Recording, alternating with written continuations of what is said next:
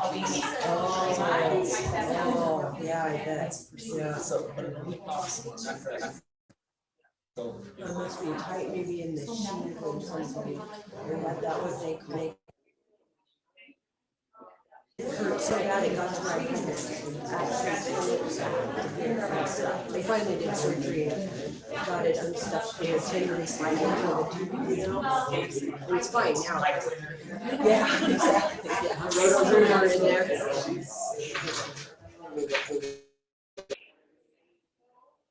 That's the agenda. We are live. Up and running. So I'm going to take us out of executive session. We were in executive session, prior to this to review our district safety plan. So coming out of executive session, we do have an action item that we need to vote on. So I need a motion to approve the district safety plan for 2020-2021 school year. I move to approve 2020-2021 school year as presented. I'll second. Aye. Anyone opposed? Hearing none, motion carries. Okay, so I would just here and online. I know tonight is a very big night for everybody. So I'm going into patron input. We have received probably hundreds of emails. The ones that were marked for patron input have been attached to our board book and is available for everybody to view. There was feedback for the sort of due to the email, we simply don't have the time to we want everybody to know that if they sent an email, those emails were read, they were appreciated, they were some of them were so well thought out. We had some that cited sources. It was time and effort everybody took to respond to this reopening plan. This is not an easy time for anybody. I think we're all just trying to do our best, and all of your input is taken to heart and has been, I think, reviewed we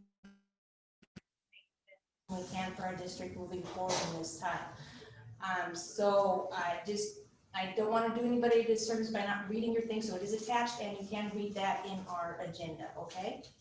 Does anybody want to add anything, the patron input, or are we okay?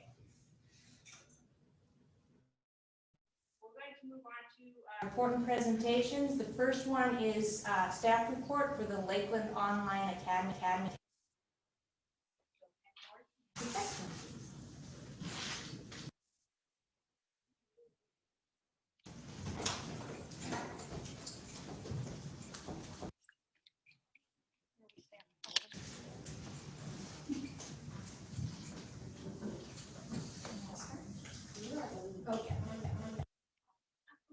Chairman Olmstead. If we could pause for a minute. Okay. Our live stream is not working and I know we have a lot of people that are wanting to watch. Okay. I apologize. That's okay. We'll try to be.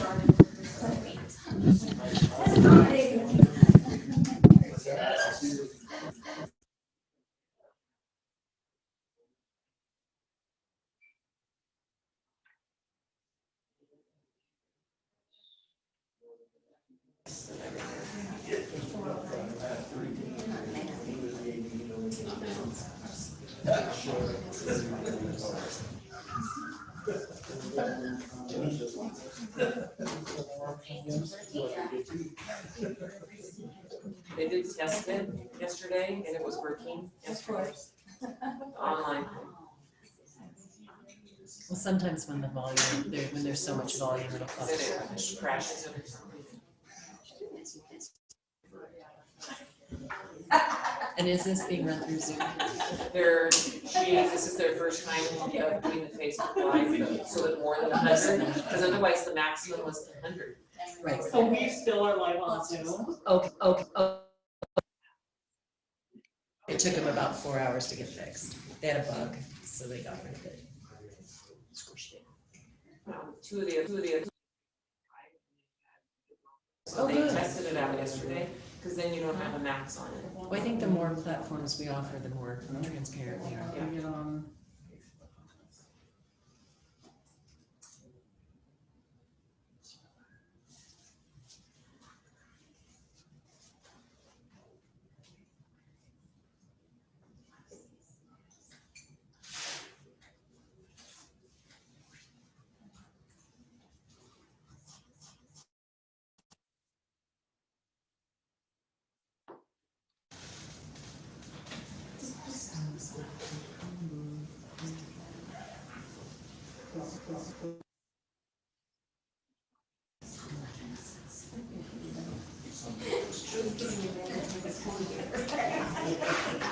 He is the vacuum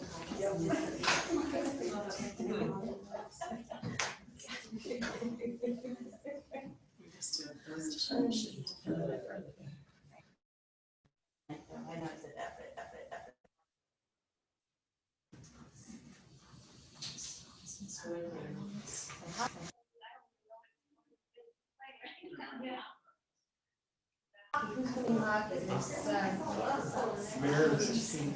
So the Red Sox just scored 6 runs when I turned it on. So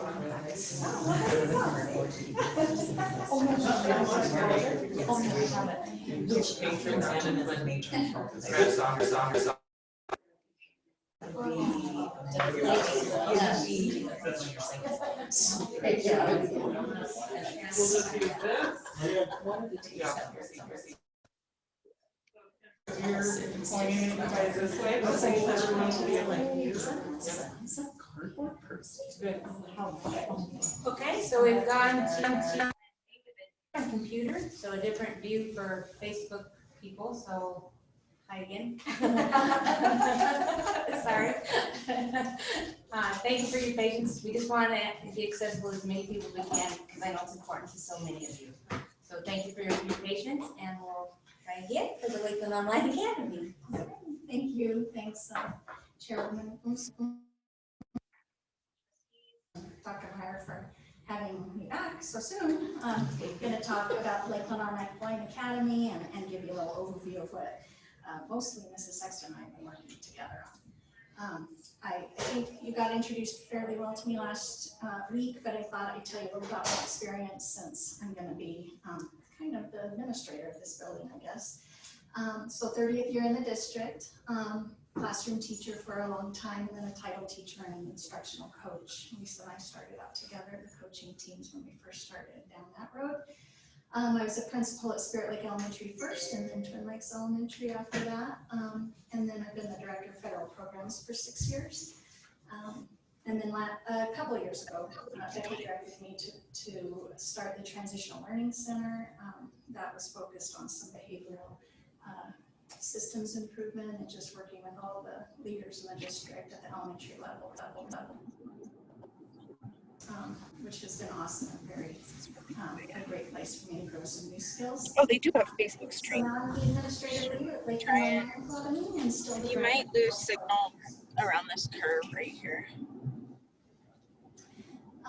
If we talk about what the purpose or the mission of this school is, I think what I would say to this, and Ms. Sexton might want to say something as well, but I think that what's been good about just learning this summer that we needed to provide this is that it's given the opportunity to get a lot of parent input. So far in the last few weeks, just emailing and texting or talking to parents. I was really just taking care of a small cohort of kids in the last couple of years. So this has been actually really building excitement for me to be able to talk to parents and really get out of my parents, which I have not a lot of great input for them. Is it on for? But getting to know some of them and hear what they need from this online academy. So I think the needs are vast. I think some of it is for a concern for COVID perhaps, and then there's some other reasons for just, families that they would like to see this option. So what is very clear is everyone wants us to maintain the Lakeland standard that we have here in the district as far as high levels of learning, and of course keep the same mission in place that we've all created as a leadership team. And then flexibility is the word that we keep talking about, that keeps coming. Yeah, so one of the things about the Lakeland Online Academy that I think is important for the board to understand, I guess, is that it's not something separate and in addition to what we do. It's just providing flexibility for families who have, for one reason or the other, have decided that it's not best for their kids to be physically in schools, right? That this is something that we do really well and we grow, and and it continues to be a means of flexibility for families. We have when I was at Betty Keeper, I had a family that they went for a month every year on a vacation to Europe somewhere, and we had to do separate things for the kiddos, but to be able to do something like this where they can stay connected to their class and still do those really awesome family traveling opportunities, that's some of the flexibility that we're looking at. We have families where kids want to play hockey at the level that the Spokane Chiefs play, and they have to go somewhere else and live with a host family, but they want to be able to come back and graduate with their high school class, and this provides that flexibility. So it's really just using our amazing teachers and our curriculum and our instructional pedagogy.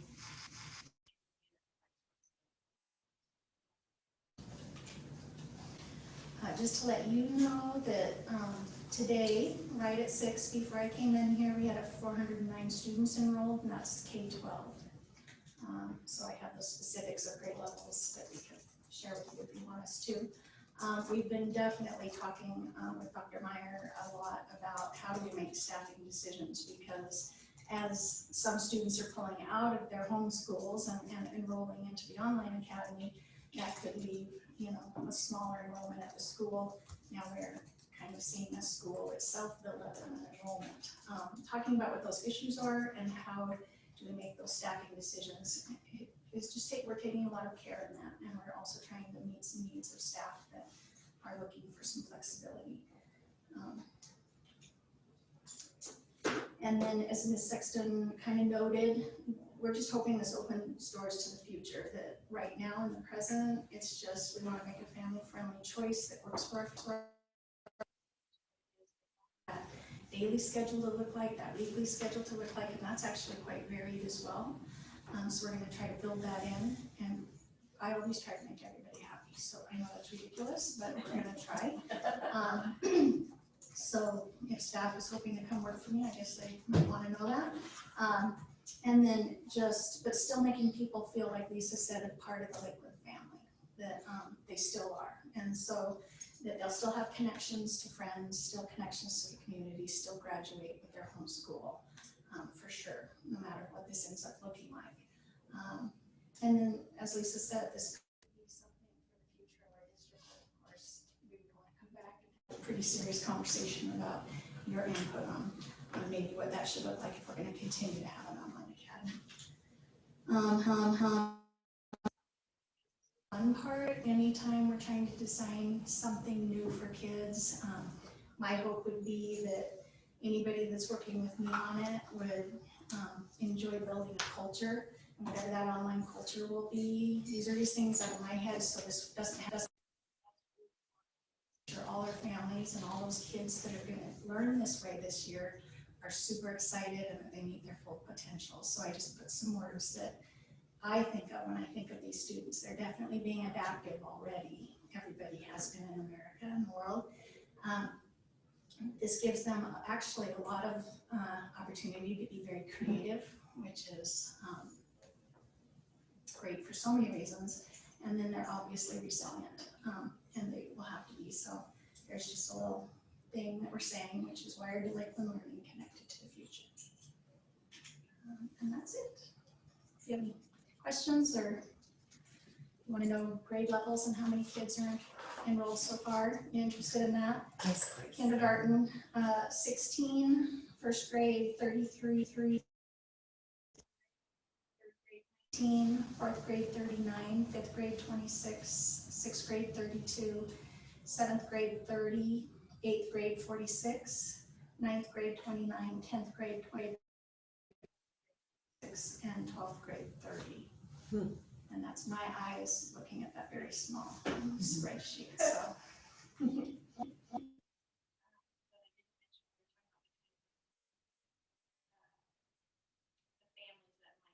And this is, we have some medically fragile kids for whom being in the school right now is just really not safe. Our diabetic kiddos and others who have some medical conditions, and this does allow them to stay, you know, in line with their kids, but doing it in a really safe way. So this is to be an extension of the classroom. This is not technically an online school. Right, there's a small window of time during the school year when the school district can apply to the state to add a school. So if we had and that window is passed. So this is definitely an extension of the 11 or the 10 schools. We don't have any Mountain View kiddos enrolled. But what we've talked about is if this goes as well as we think it's going to go, we would envision coming back to the board and having a conversation about perhaps considering it is a school of its own where the kids, but that would be a board discussion, a board decision. One of the things I like about what we're doing right now is our Timberlake High School kids and our Lakeland High School kids, especially for our seniors, if they do the whole year online and earn their credits, they're walking at graduation with their classmates, and I think that's important.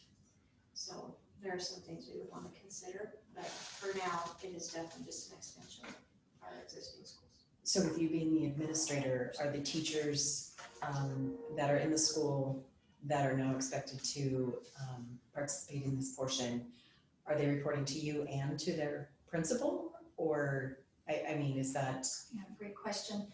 I think that if I am clarifying correctly, that we will have staff that will be the teacher for our online second graders only, not for the classroom too.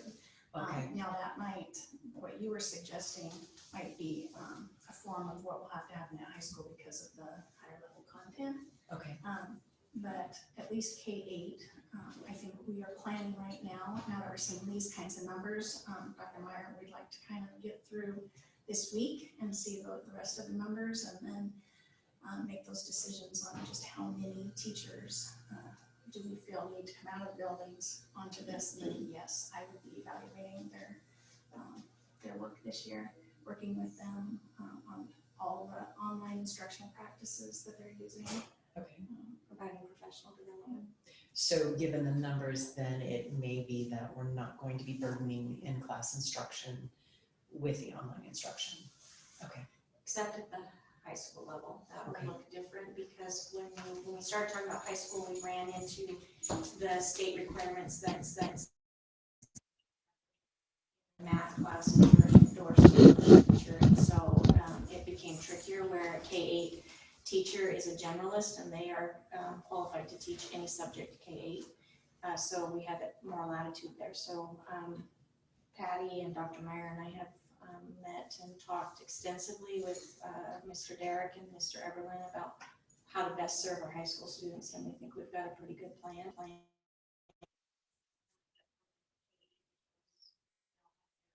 Remote online teacher, and it won't be the classroom teachers responsible for that. Okay, so we're now relieving that responsibility off of the elementary. Yes. And my staff will And be- nothing's set in stone, I wanna make sure Yeah, that this the is- board understands, I don't want you to walk away thinking that we have the whole thing solved. One thing I was really gonna tell you at the very end is Patty definitely knows how to build the airplane while it's in flight. She's proven she's done it before with TLC. And this is another opportunity for her to show those leadership skills. We really need to wait until Friday. Tonight's gonna be a big decision for families. I've had lots of families ask me, I wanna know what we're starting in, whether it's yellow or orange, whether masks or no masks. It's gonna make a big decision, so even though these numbers have signed up, it really is not solidified, and I don't wanna make any decisions outward to the public right now, where we're delineating what you've just said without a soft target for Friday. We need to work on staffing. I need to make sure Patty reaches out to the families. We wanna make sure that we have it ready to go. I don't wanna over-promise the numbers.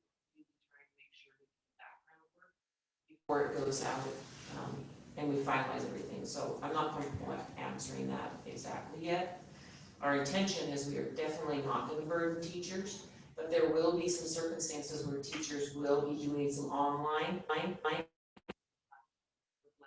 So it will happen with teachers.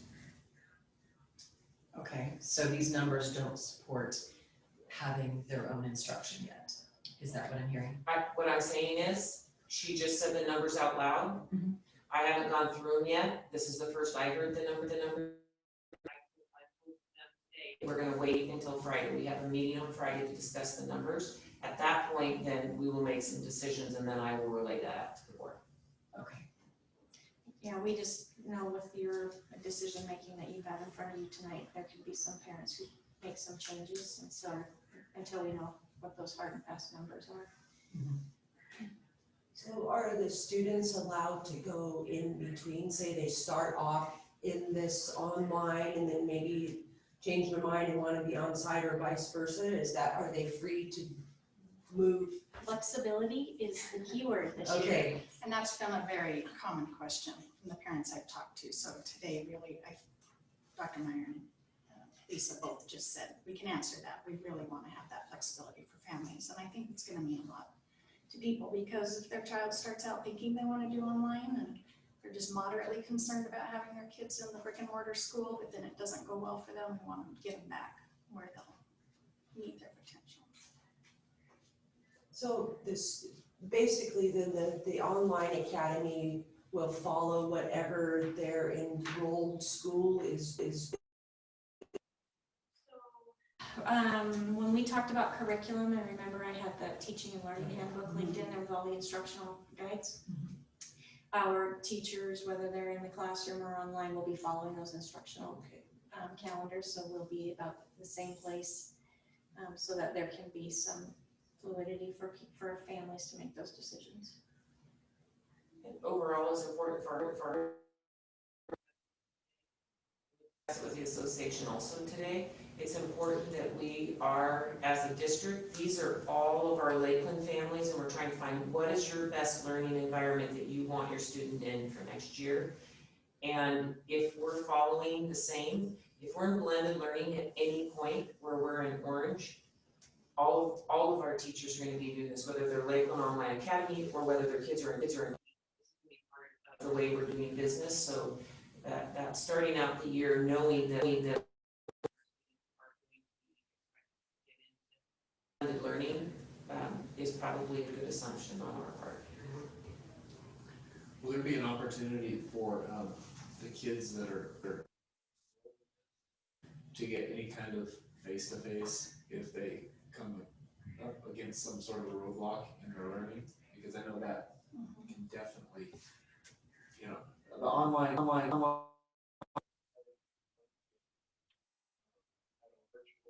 attending in person, there are some challenges that if you don't have somebody available. And that is our whole 30 years here together for sure.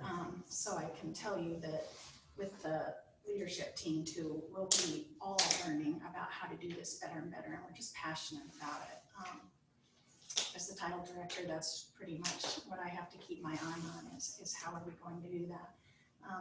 I think there's going to be plenty of time, however families want to access the education, whether they work all day long, something recorded at 5 o'clock at night, or whether they're there all day, the teachers will be there and able to have a weekly schedule is what we envision, to be able to meet face to face, not just with that group, the numbers of kids that they've designed a lesson for, but then a small group face to face time. We've talked about other flexible things that we can do that families might feel comfortable with a day off. But this is what I'm really anxious for, to get staff, because it's the teachers who have the best ideas for how to do that. So I know we have some really anxious teachers who want to do it in the way they've been thinking about and working all summer. I mean, it doesn't matter if these teachers are coming here or they're going to be doing blended learning this year. Many of them have been working all summer to figure out how to do this really well, and it'll be different than in the spring when it just kind of caught us all by surprise. And we will watch that data. I'll just, we talked about that last week, talking about the improvement plans. So you could speak to that better than I could, but we will be watching that, and we have to make sure everybody's learning. And that mission, making sure everybody's growing in all environments, matters here too. So if we see a kiddo who's just not growing, then there are conversations with parents and teachers and trying to figure out how to better support that child. So that individualized connection with teacher and students will be there, regardless of whether that's a virtual connection or it's a face-to-face in a brick and mortar school. On my end as a leader, I've led multi-tiered systems of support teams, or RTI teams. My whole career as a leader, we have to figure out a way to continue to do that as a school of teachers, educators as well. And we will. Well, thank you, ladies, we really appreciate it. So keep moving forward, yep, flexible. Thank you. It's an exciting time. Keep us posted, okay? Thank you, ladies. Okay, next will be LJSD, Mr. Bradley. I saw him down.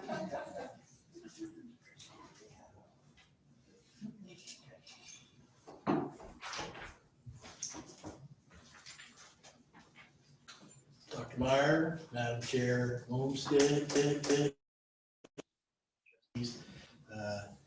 just wanted to start off by saying, you know, I'm really proud today of our association. We have an awesome association.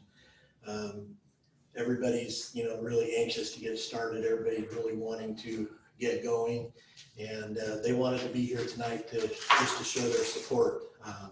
We drafted a letter together last week, and they just wanted to be here tonight in person just to you know, back, you know, me, show me their support. Just ready to go and anxiously waiting for, you know, your decision on how we open. And then 8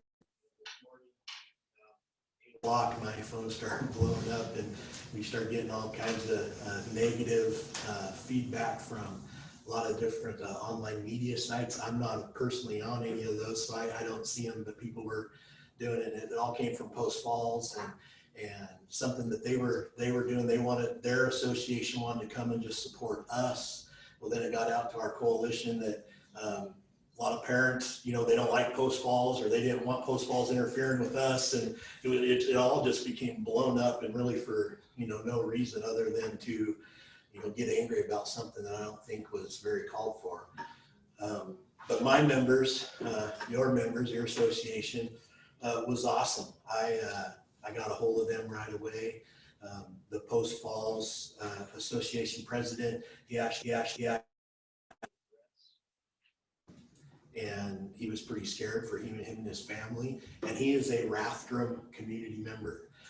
He lives in this district, and so he was very upset by that. He shared that information with me, and because of all the negativity that was going with that, I decided to tell our membership, you know, I don't think it's safe. I don't want to start anything that's going to show a negative sign on us, our school district, or anything. And so I just expect you guys to please stay home.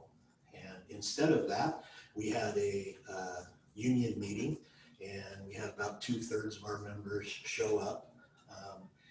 We had, you know, all of those people said they were, you know, they wanted to be here tonight.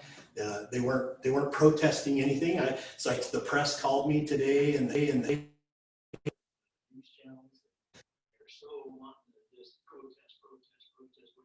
I'm like, we have nothing to protest. Our board hasn't made a decision yet. You know, we were just calmly coming here to show support. And but I want to thank, you know, publicly just on my association, because those guys have been awesome. They immediately said, yeah, thank you for taking our safety into consideration. We don't want any negative press out there at all, even though we were here just to support you. And they very much decided that, you know, it's a better idea just to stay home. So I appreciate that. With that said, I know you guys have a very tough decision. Madam Chair, I know you said you've received a lot of emails, and I know that's from a lot of teachers and staff and community members as well. And I just thank you guys for taking all of that to heart and to consideration. Well, we appreciate the input too, because that helps. Yeah. Knowing what everybody else wants, so Right, we exactly. appreciate their input. Yeah, and I think it's really important to point out, there has not been one staff member in Lakeland or one. I wish we could stay home. Teach, you know, I want to be online teaching. Nobody likes online teaching. It's just so much better in class. We all want to be back in class with our students right now. And we just cannot, we have to take the safety measures and some common sense and possible. But I want you guys all to know that our staff, our administration, everybody, we want to be back in school. We don't want to be in orange or red. We want to be in green all the way. But we also understand there's some safety protocols, and we put that at the highest of our priorities. And so, you know, with that said, like I said earlier, the association kind of drafted a letter. I put out some topics there, and people that I would like to share with you guys tonight. And then I'll have Chrissy, if she would, she can, so you'll have it in your files as well. But it says, Madam Chair Olmsted, Vice Chair Irons, and other trustees, thank you for allowing me to speak today. This letter is going to share with you what represents our majority. It is so vital that the board and administration take all the steps to keep our staff, students, and community safe. In order for this to happen, we, the LEA, feel that opening in the orange right now is vital.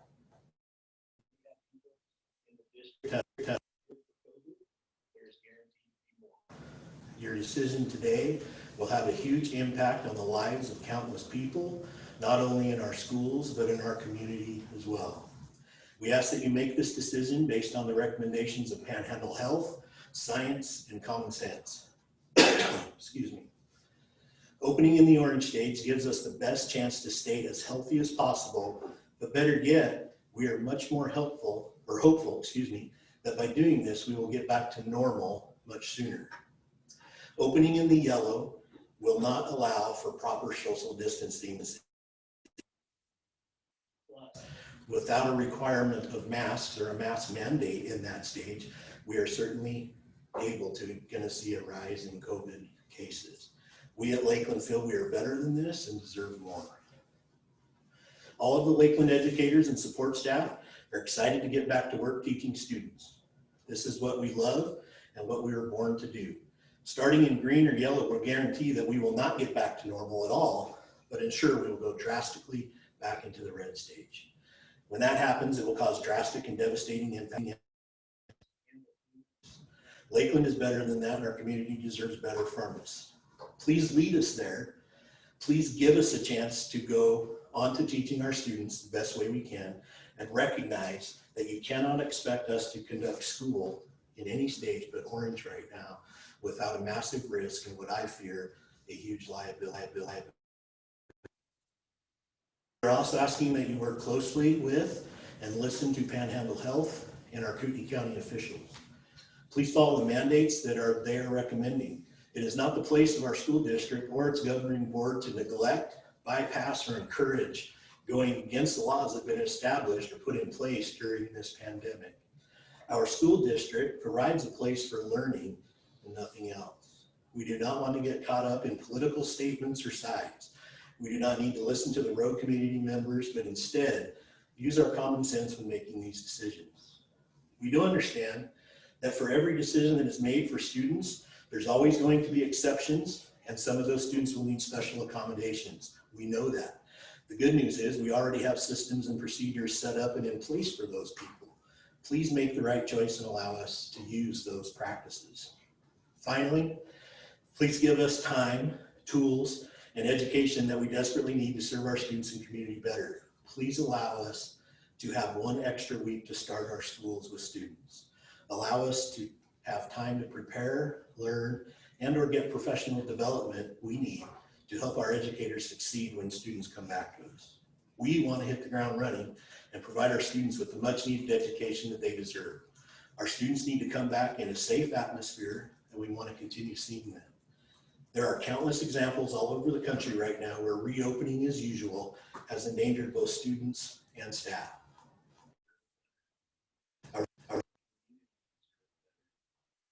Guide us to open safely and responsibly. Thank you for your time. In closing, I would like to, I don't know if you guys read the newspaper today, But there was a great article about Coeur d'Alene, and I'd like to share with you a little bit from that article, from what their board chair Jen said. And it has to with community members. I stated to you a couple weeks ago, we feel for those community members that have students that need babysitters throughout the week, and you have both parents working, and now if we go back to an orange stage where there's a blended model, that could interfere and impact that. We understand that, but we still, even with that said, we still think that the orange stage is the best, and it's going to help those community members as well. And so I just found this interesting, so if I could read this to you. Says, again, Vice Chair Jen Brumley from Coeur d'Alene, the reality is there has to be a breaking point and a decision has to be made. A lot of parents commented over the week about do they think about them? Does the board even care about the implications? Brumley continued. I can tell you personally that from my conversations with others that this board does care. I know you guys care. I know you guys care. I can see that. I can see the passion when you guys ask questions. I can see the passion in your eyes when you talk to me or anybody else. And so I do know that you guys truly are caring about everybody, staff and community. That we do care, and this board does care. It does care about parents. It does care about the implications that this is not an easy for us to follow. She said liability is something that weighs heavily on their school board. If this board decides that with Panhandle Health, what they're telling us where we need to be, and Kootenai Health telling us where we need to be, and we throw that aside and ignore that, and kids get sick or teachers die, then that becomes a liability to the district, she said. There needs to be a better understanding of why we're doing what we're doing, and we really do care about everybody in this community. So I thought that was very well said, kind of speaks to everything. Understanding we have to make tough decisions on our community as a whole, whether that's people outside of school or in school. And I just want you to hopefully make that decision based on the safety for everybody, not necessarily just people getting back to work, because ultimately, if those people get sick, they're not going back to work anyway. And if we get them sick because we open up in a stage where coronavirus is going to spread, then that's going to mean more sickness, more people out of jobs, more people out of work. And so I just wanted to let you know and talk to you. And it's a great democratic process, and that's what we're all about. So if you have any questions, feel free. If not, I'm done. Well, thank you, Jason. Thank you. Appreciate it, and thank your members for us. I will. Okay.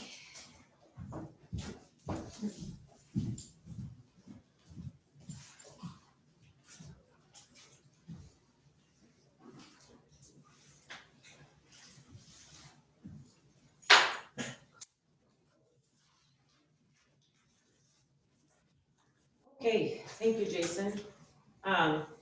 Just want to update that I'm recommending. There's really 3 decision points tonight. The first thing is, always want to remind everyone, our mission is still our mission, no matter whether we're in COVID, pandemic, whether we're in person, Lakeland Online Academy, everything is still our mission. Every single day, I want to remind us that our sweet little students and the heart of what we do, and all of those principals out there. Every time we meet, we've been meeting weekly for them to work on their plans and us to help support them as they get ready for students and staff. We say it to each other, and we have an admin mission statement, but it comes back to this every time. Every single student in all environments, every single day, from the minute we pick them up till the minute we take them home to their parents, is that we want every student to be growing academically, social, emotionally, and behaviorally. And as long as we make decisions based on that, I think we'll be doing the right thing for the district.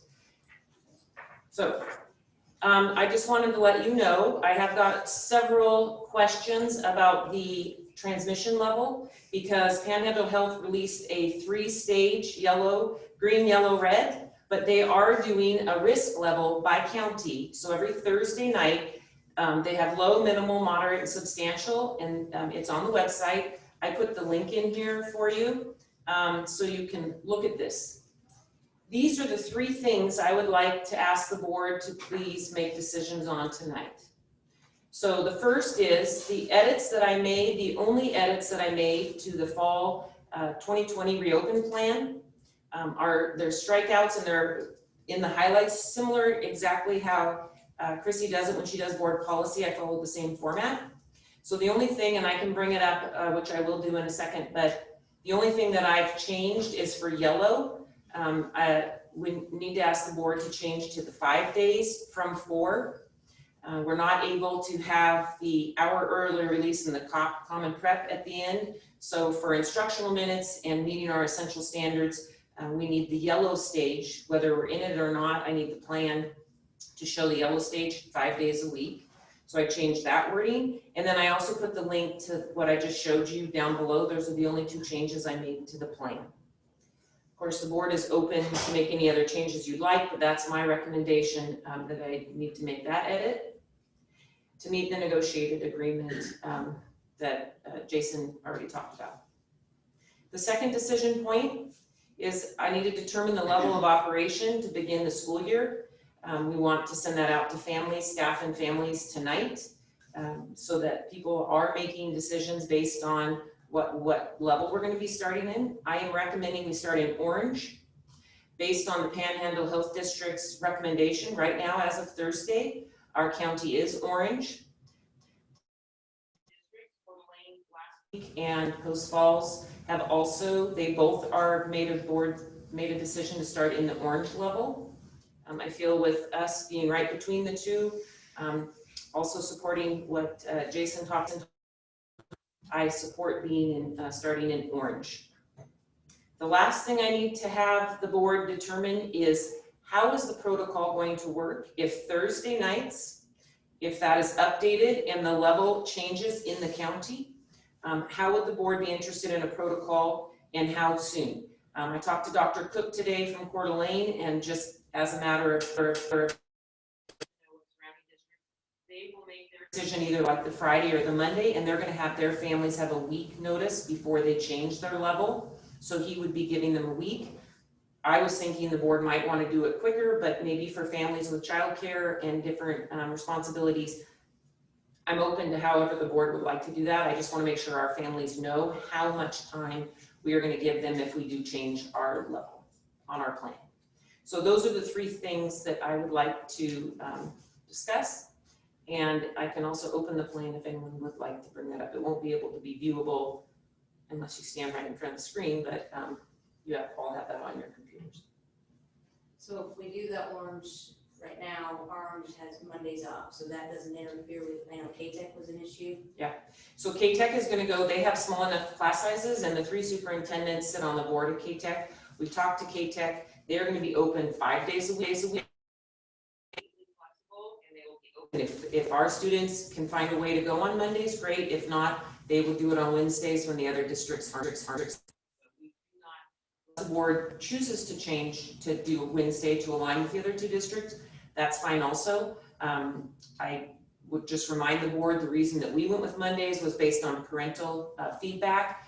We do have several Mondays that are, and they didn't want to shift. They said if you just take Mondays off, we had initially done Wednesdays, but based on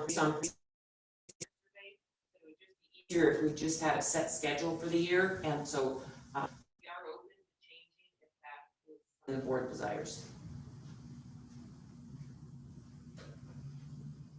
So, any questions for me before the board discusses? I am curious on the yellow, the 5 days a week in person, which I think is great, with a 1 hour early release daily to a week.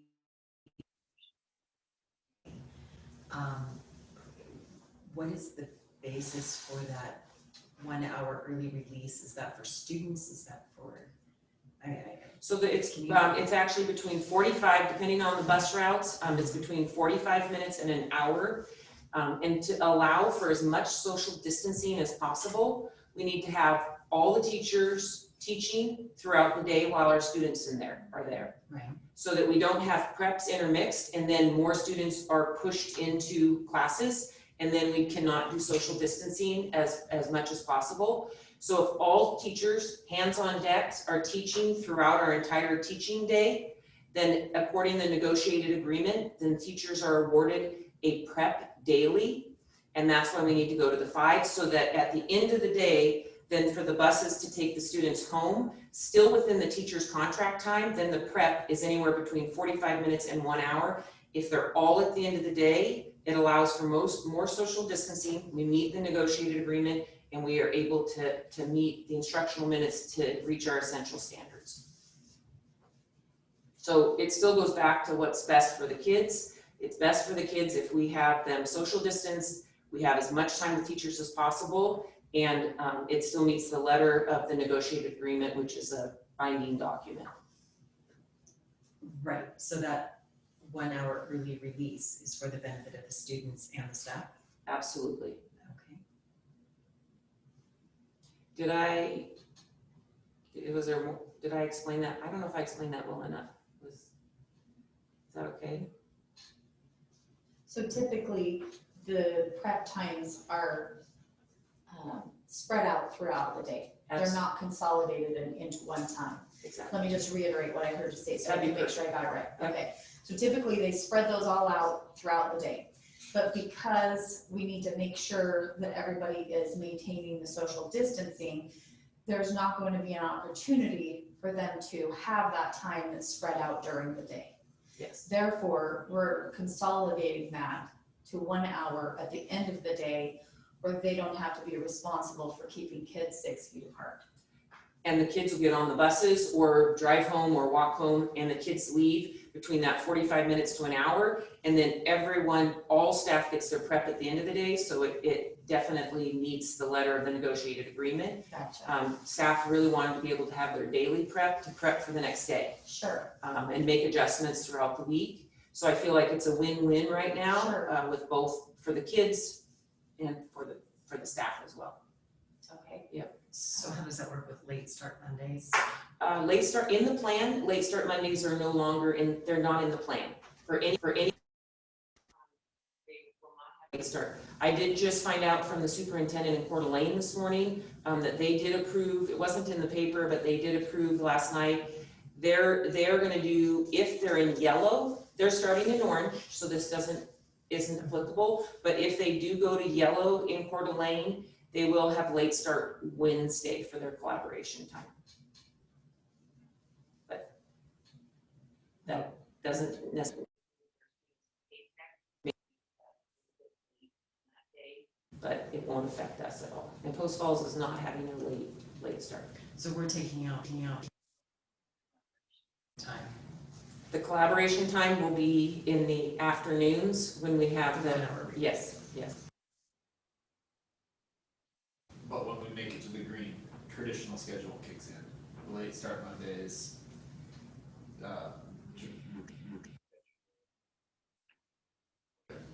Okay, good. I'm not gonna say anything out loud, but I hope. But that's the plan. Yes, I hope we get there. As far as the orange, I know that That also kind of aligned with the yellow plan previously, but, in reading some of the emails, it did bring up a point, not just about the alignment, but about the cleanliness, having a day without students kind of broken up, so you've got a weekend without students, you have a couple of days, you have another day of cleaning. I don't know if Well, we that did makes talk a about difference, that. You if make a that's- great point. That did come up. We did talk about it with Mr. Ferriola and the facilities department.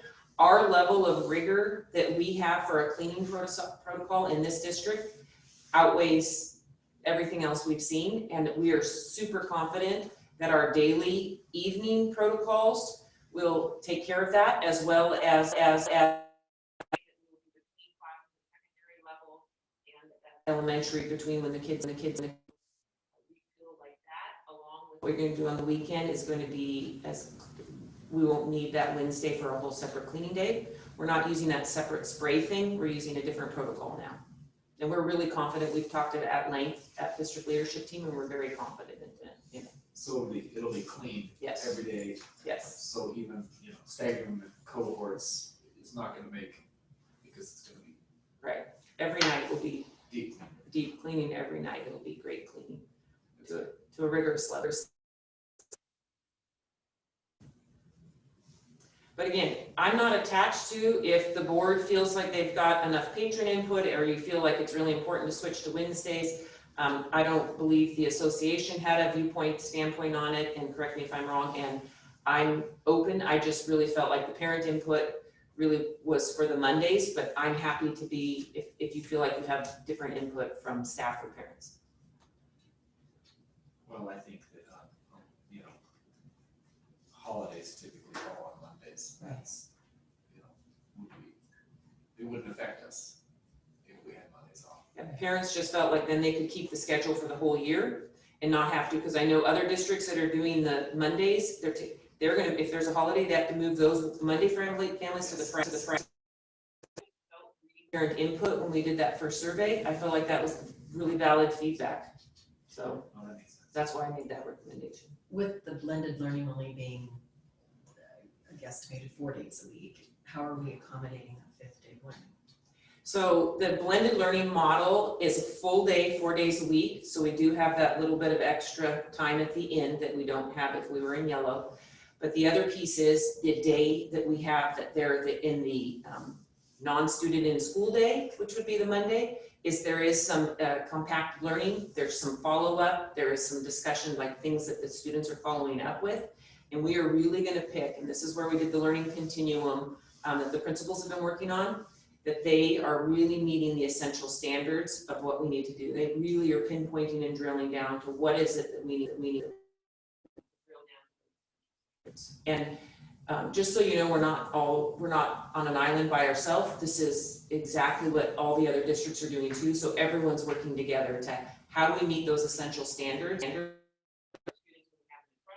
What do we give them to help reinforce their learning and keep reinforcing that, the skill sets, and be available to help with them with questions, at-risk students with disability, how to do that. So we're looking at that as a district.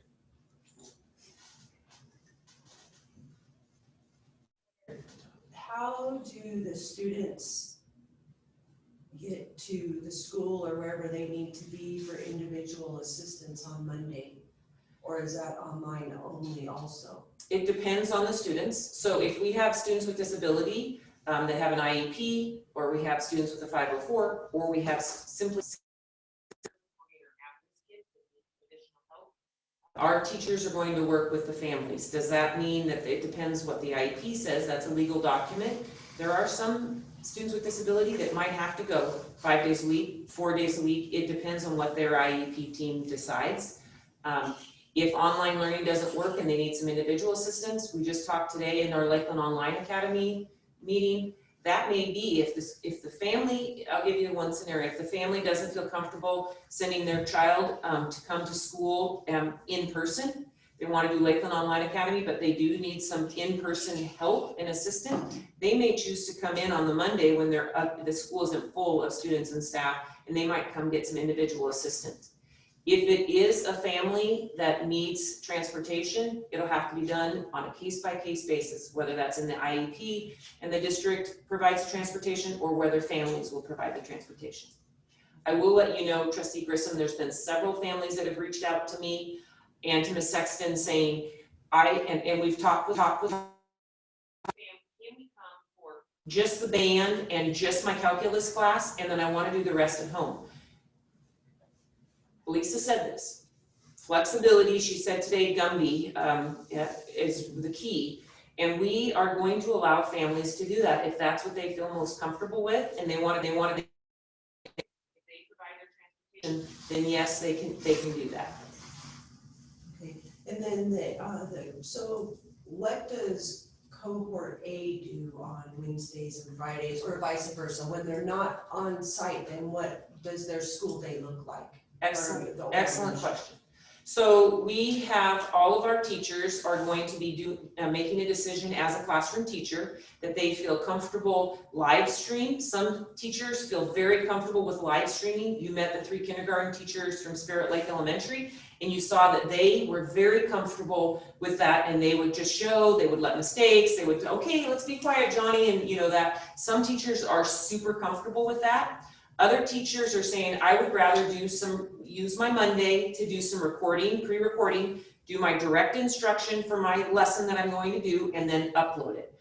Right now, and we've discussed it with the principals and with the association, our expectation is that by the end of the day, before you go home, the teachers have uploaded. So on Cohort Day A, by the end of the day before they go home, they will have uploaded their lesson for Cohort A. So if they're not live streaming, let's say I'm Jason Bradbury and I'm doing my 6th grade math right now, and I have my little lapel mic on, I have my Chromebook, and it is faced up to my whiteboard, and I have my 10 to 15 minute instruction on how we're going to divide fractions today. So I have this here, I've done it, I'm doing it, all my little Cohort A students, I have 15 students here, they're socially distanced, and I do my lesson for 15 minutes, and I then turn off the thing, and I just put and it goes up to Google Classroom. Those students could have watched it right then. Jason has put in his assignment for them, and those students could be doing it exactly live then. If Jason says, I just feel like that lesson, I really go back and redo that lesson, Jason may decide at the end of the day during that prep time or before he goes home, he may say, I'm going to redo that, and he spends 10 minutes, and nobody's in the room at that point. If teachers can choose to do that, and I'm going to do that lesson again on dividing, put that in there and upload it, because maybe Jason didn't want to do it live. So by Cohort Day A, everybody that's Cohort B at home, they've either watched that live instruction piece and done what assignments he'd like them to start working on, or they have watched it and come with questions the next day on B Day. And on B Day, the 15 people will be here. He will be going on to the next lesson in the instructional pacing calendar for that unit. He is not repeating that lesson from A for B. He is now on to the next lesson for the next day of instruction for Cohort B, and the A people are at home watching that. Will it take time for everyone to get used to this? It absolutely. It's not going to be smooth sailing, and there is going to be some definite waves along the way. We are going to work through these. We know that there'll be questions. We know that people are stepping into blended learning. We have a lot more experience under our belt. We have a lot more earlier we've talked about, the armed guards talked about, we learned from our mistakes. We definitely had things we learned in the spring, and I think you could ask any of these 11 principals here and they would tell you, we definitely feel more prepared now. Do we feel 100% prepared and we're ready to go? Absolutely not. But we at least all are on the same page for what our mission is, that we're really going to try to help each and every individual child. So we're going to learn as we step forward, and we're going to keep remaining flexible. How can we best serve the needs of all of our students and staff so that they can support the students? So how are we dealing with these people who are remote and have no internet? Well, we talked about that today. We had tech meetings of the minds today. If the families, right now, the last survey we did, we have 16% of families. We have 30 students right now that last spring did not have internet that have signed up for online.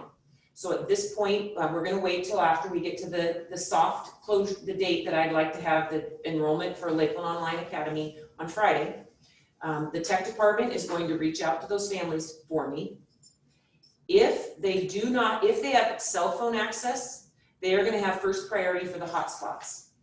Mr. Wallace, do we have 50 watt? How many hotspots do we have? 35, 50? At 30s, I believe. Okay, so I think we have 35 hotspots. We have 30 students right now that have signed, that did not have internet. And again, it may be updated. We haven't redone the survey, but we're going to reach out to those families. If they do not have cell phone access at their house, the hotspot won't work. So then we have 3 buses, and if you remember right, we had hotspots on the Grove and Hauser at the fire station. We parked the bus, and then families would bring their students down in their cars, and they could sit outside and they could do kind of like driving up. We had lots of families that drove up to the principals, to their buildings.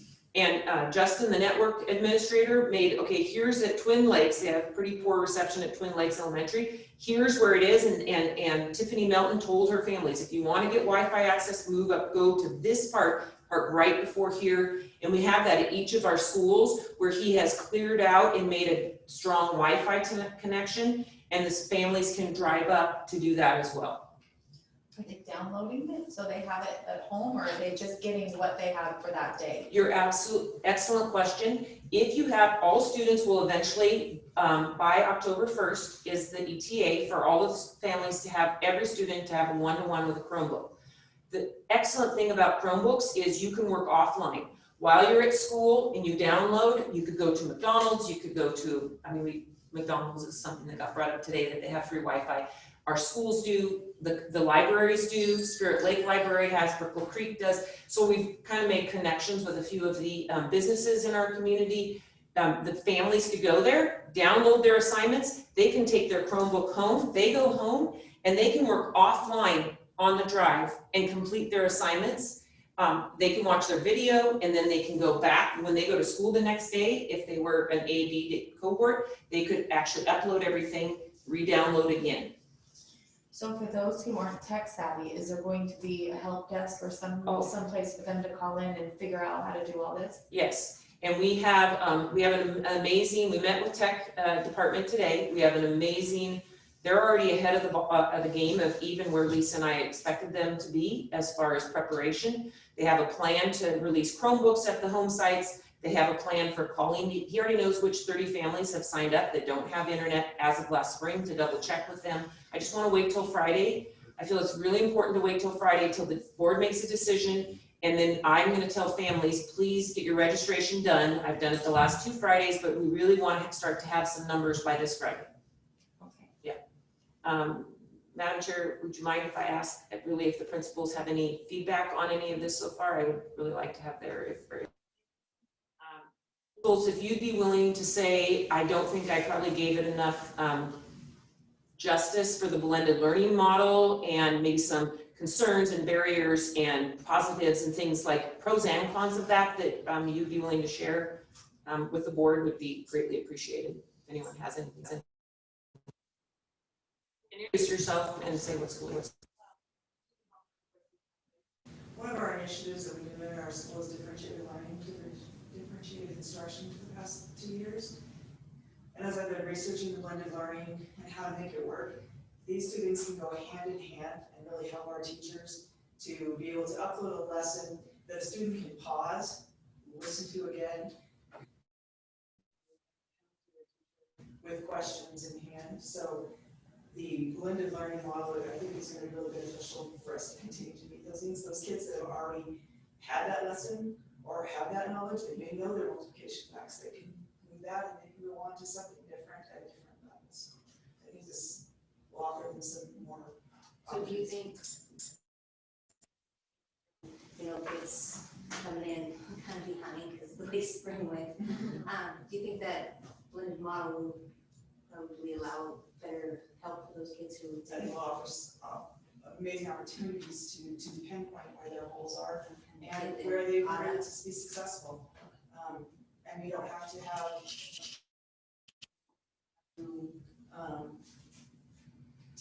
try and especially if you're trying to social distance and keep them apart in an elementary school and maintain all of the expectations for safety and still try and teach and pick up from where they left off in the spring. Other input, principal? I'll add something. I'm Paul Usick, principal of Mountain View.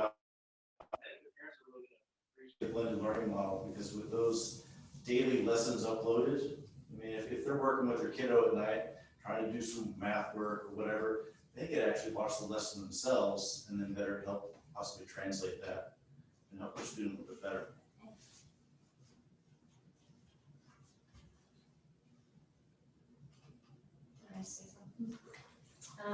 Just with regard to, as you're considering, you brought up Trustee Irons about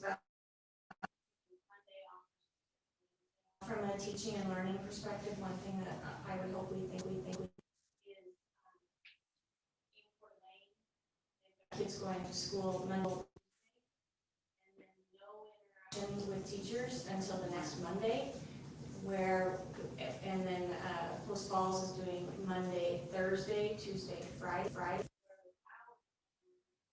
They're face-to-face with their teacher on Tuesday, at home working on Wednesday, so it's kind of a flipped classroom concept. And they're coming back the next day to have interaction with the teacher, to ask questions, and I just feel like we're giving our kids a better opportunity to stay connected to the learning. I think it's gonna be too easy for kids to disconnect if they've got 5 days before they have to be responsible to a teacher again. That was a huge concern, seeing that they go all the way back to that. So I just from the teaching and learning perspective, that's something that I talked to Dr. Meyer about when we were talking about Monday versus Wednesday. That's a concern for me. Thank you for. Yeah, I appreciate that. Yeah. That makes so much sense. Yeah. And I really did like the perspective that kids can do their online, they can follow along online on the days that they're off, and then immediately be able to clear up any confusion that they have the next day. Because a lot of times, you get hung up, and then 3 days later, that is, history. And they're not gonna remember. But if it's, that makes sense. Now, I do have a question about how the cohorts are ability if, Monday and Wednesday work better for a certain family and Tuesday, and you know what I'm saying? Yeah, and we're actually gonna start to finalize that tomorrow. The building admin have been meeting with Ms. Sexton and I weekly to finalize plans and really get this, dialed in. They've started to look at the cohorts, and then we are going to their step families. There's other families that are riding with this family and they live next door and the family works. And so we are gonna be as flexible as possible, while also trying to maintain, we wanna be as equal as possible for cohort A and B because we don't want a big discrepancy. So we're gonna work as a team. All of us in this room are working to, finalize that. So does either the high school principal comments on? Well, I can see a little bit, I'm trapped there, I'm a high school principal. Yeah, whatever level we're in, we're able to function, there's no doubt about that. I think the concerns that we have, because we're dealing with content-specific transcripts, graduation requirements, so it's a little bit different than maybe a K-8. But we've had a conversation with Dr. Meyer just about what that online academy looks like, and I think we'll finalize that more tomorrow, which I think will be really important. The other piece we talked about a little bit today, we're really hoping. Yes. Because until then, we're gonna have to cancel. Yeah, so that'll be a big piece, because that's a key component of all of these protocols, actually. There's nothing to do about it. Our control, but it just creates a certain amount of challenge, in the meantime while we do that. But I think it's important that, that again, our teacher's gonna have to have that time to be able to upload that instruction. That's gonna be a key piece, because every day they're gonna have to put that into their Google Classroom. They're gonna have to monitor that, make sure it gets done, successfully and effectively, because this is, right, and it's learning is learning. It's important at all levels, but when you're dealing with a graduation requirement, we have to make sure that the integrity of the course is still maintained completely, and we want to make sure our students reach their. In the meantime, we have a ton of challenges that we have to overcome in order to get there. So I was talking to our counselors today. The thing that, in all of these things, the thing that I go to bed at night and I actually sleep at night, because I just know our staff is But in the meantime, from my standpoint, I want to make sure I do everything for them to be able to help them, feel like. Yeah, there's significant challenges, there's no doubt about it. Yeah, I don't think that's an easy answer for anybody, but we do want to make sure that we're stay true to the teachers, making sure that they've got the tools they need to try to navigate this and help the students. Yeah, reach their potential. At the end of the day, that's what we want. And I will remind the board that Michelle Stanford has started, and she started at the beginning of August. She started Tuesdays and Thursdays, Tech Live at 9. So she's created a library. I mean, there are the Lakeland Joint School District specific PD library that she's offering, and she's doing an advance, beginning and an advance. And I've watched several of them. She's amazing, and we'll continue to offer those. And then we have several book studies that are going to be working on the digital divide and the brand new Hattie book that's out on how to provide that education. We know, we talked to the association and we've talked to the principals. Our focus this year is PD for blended learning. We're not going to get into any other things. We know and we agreed as a complete team. What are we going to focus on this year? We're not going to get off into any tangents. We are going to focus on blended learning, supporting, because this is definite to get it at a deep, rigorous level that Mr. Derrick and the other principals are talking about. We have to build capacity for our teachers. Some are super comfortable, others are not as comfortable. All levels. We've made a commitment as a group to not get into any other tangents. This is what our focus is going to be this year, is providing PD and capacity and training supports for our staff. That's our role. Good evening, Kathy Thomas, principal at Apple. I just wanted to piggyback on what Dr. Meyer was saying with regards to the different levels. And one of the considerations, and I know that all 6 of us elementary principals have been grappling with, is opening in yellow would pose some challenges that would be very hard for us to keep kids and teachers safe. It doesn't mean that, we're great at figuring things out. Don't get me wrong. I think we're very creative, and we can make anything work with little to nothing. But maybe what you need to know that you don't know, maybe you do, social distance kids, the way it's been recommended, and I think we can fit about 23 desks in a classroom, and that's a high number with a pretty good sized classroom. There are some classrooms that are smaller than that. So we probably range from 16 to maybe the most 23. But when I say 23, that's probably the desk is up against the drinking fountain and over by the door that opens to the outside. Open corner, because his desk is clear over there, so he's social distance. I think it provides significant challenges when our area is still in an orange. I'm not sure how we face that, because the reality of, well, let's just put 16 in there and we can have 16 somewhere else from 3rd grade. Most of us, with the exception of a few of us, have mostly 2 teachers per grade level, and we don't have another staff member to cover the other leftovers. Just so you know what our discussions have been, it's been, what do we do with the 5 extra kids that didn't fit in the socially distanced classroom? And what does that look like, and who's going to deliver their instruction? Or do we just rotate that on a daily basis? And so how is that going to work? Orange really allows us to maximize instruction of those kids that are there, and I think do a better job of teaching them and trying to social distance. And quite frankly, most of us don't even have extra rooms to house those kids.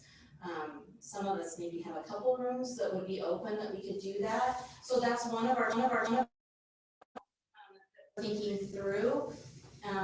If we're still in that mandate of social distancing, we don't maybe have masks, what could that look like and how will that work? So I just wanted to put that out there, that has been a pretty big conversation that we have been having. And we don't at this point really have a great solution. I think we're just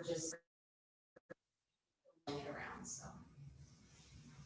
And thank you, Kathy. I don't think our final decision on how many bodies will be in each classroom can come before we have parents finalize our pre-registration. So I do think we're a little premature for that, but I think tonight's decision will affect a number of families. So I think tonight will be very important for families. Do we have an understanding of the layout of the classrooms and what each classroom can hold? Yeah, reasonably where children are not facing the wall. Staff had, Mr. Everlin did a live demonstration up at Timberlake High School and showed, and we shared it 2 weeks ago with the entire classroom, measure their classrooms, work with their custodians, see how many desks. That's why Ms. Thomas said that they have talked about that, because each principal went back to their classrooms to look at that. So, and again, in talking with other superintendents in the entire region, which is from Moscow up, it does say social distancing when practical. Not every single situation is it possible to maintain 6 feet. It's where the circle is, where they talk about who has to go at home if there was a COVID case. It is within 6 feet for more than 15 minutes of contact. So if you're passing in the hallway, you're coming at the front time. If you're in the classroom and you're closer than 6 feet for more than 15 minutes, then you're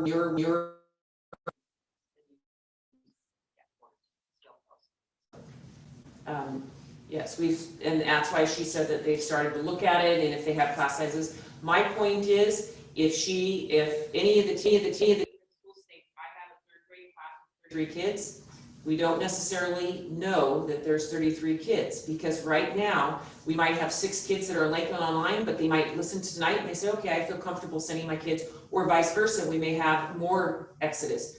Ms. Morrison shared with you what the numbers are right now for Lakeland Online Academy, but that could switch between now and Friday, and that could switch between now. So I really want to work with principals once we see the final numbers, which we're giving a soft deadline for Friday to really make some online and physical room decisions. So let's say that we open on schedule, plan on opening schools on schedule. Do we have all the technology that we need to open? It's just, I'm wondering about all those Chromebooks and stuff that it was mentioned to order, because that would be something that we would all want to consider if we were going to make the decision to open when as scheduled. We talked today at the tech meetings of the month, and the principals know this. All the staff Chromebooks will be here ready to go. Several students, but all of the students for one-to-one will not be here. And so that's in the very final all. But we also have done a priority list, starting with Lakeland Online Academy for families that don't have a computer access at home and need one. Then we've gone to high school as the next priority level, because they have graduation requirements and they need to graduate. Then we go to family clusters, like if there's a family that can share a Chromebook. So we've penciled out the ability to do it. There are a lot of our families have a computing device at home that they can use temporarily. Yes, we want to have every student have a Chromebook so they are in charge of their own learning and they take responsibility and they can use that. But can we make it to October 1st? Absolutely, we can. We can. Will it be better when we get to October 1st? But we are ahead of several districts. ETA is not till December, so kudos to Chad Parson and our tech department for forward thinking. We worked on that a while ago. If we're in cohorts with respect to high school, how is chemistry and biology experimentations going to occur with children that are online watching? He was an actual chemistry science teacher at high school. Sorry, Mr. Garrett. No, that's all right. I've been talking to our chemistry teacher, actually, Ms. Winstrom, and sophomore software that's out there that can assist with the labs, well, you know, it's at home. So there's that option where they could do some of that stuff at home. The other piece of what we've talked about with lab classes like that is in the cohort situation where they could do the labs while they're there. So when they're in person, they would do the lab, and then when they're not in person, they would do, you know, a lecture that the teacher would record, and then that person would, you know, the student would listen to the lecture and do the work that way. So, like I said, our teachers are so creative. They've got a way to figure this out. But there's some software. In fact, she asked me to purchase that I know we can use, that I'm going to get for her so that she can do that. Adjust that a little bit, so we do allow one person's in student, or when the student's in person, or the students in person, whether or not they would access this. And believe it or not, I was talking to Ms. Sexton. She was a first grade teacher. This is the same, the chemistry is the same as teaching reading. Like there is this whole in-person, what do I do with the students and how do I have them reinforce their, it's a flipped classroom. You've heard that several times where some of the stuff they do at home and then we bring them and help them with some actual direct instruction and getting some of that in person. So it works K through 12, similar to what Mr. Derrick just described. But I can guarantee you, we're going to do the best. You've heard it several times. The teachers here are amazing and they are willing to do whatever it takes. I've never been anywhere where the teachers care more about the students and their learning, their safety, their health. I mean, I just over and over and over again, I have teachers that have reached out to me and said, I have worked all summer long to prepare, and there's, you know, Patty alluded to that as well. They care so deeply, the staff in this district, that I know, you've heard it reinforced with things that we are going to make mistakes. That's part of learning. I think we as a building, we did our new norms, our admin team did. And one of the things is we are going to allow ourselves to make mistakes and learn from it and move forward with grace and compassion. And how do we learn from this? And we reinforce that for our teachers. And we want our teachers to reinforce that for our kids. Guys, this is all new. We haven't lived through. Nurse Judy told us today, I haven't lived through a pandemic and I'm really old, she tells us. And she's not. She's a wonderful school nurse and she's amazing. She has more energy than anybody in this room. And today, woo, I was just like, thank you, Nurse Judy. She hasn't lived through a pandemic and neither have we. So we're learning as we're growing, but growth mindset and these leaders in front of you really are the key because they help support their staff to motivate them to be what they need to for their students. So, I mean, I couldn't do it. I appreciate all of them being here. They all are here if you have questions about their plan or their student handbook. They're all here tonight to support what we're doing. And I just couldn't, it's not me at all. It's all of these brains here that have put all this together with the help of their district. I mean, their leadership teams and their bright spots throughout the district. So a real big thank you to the entire staff for everything they think.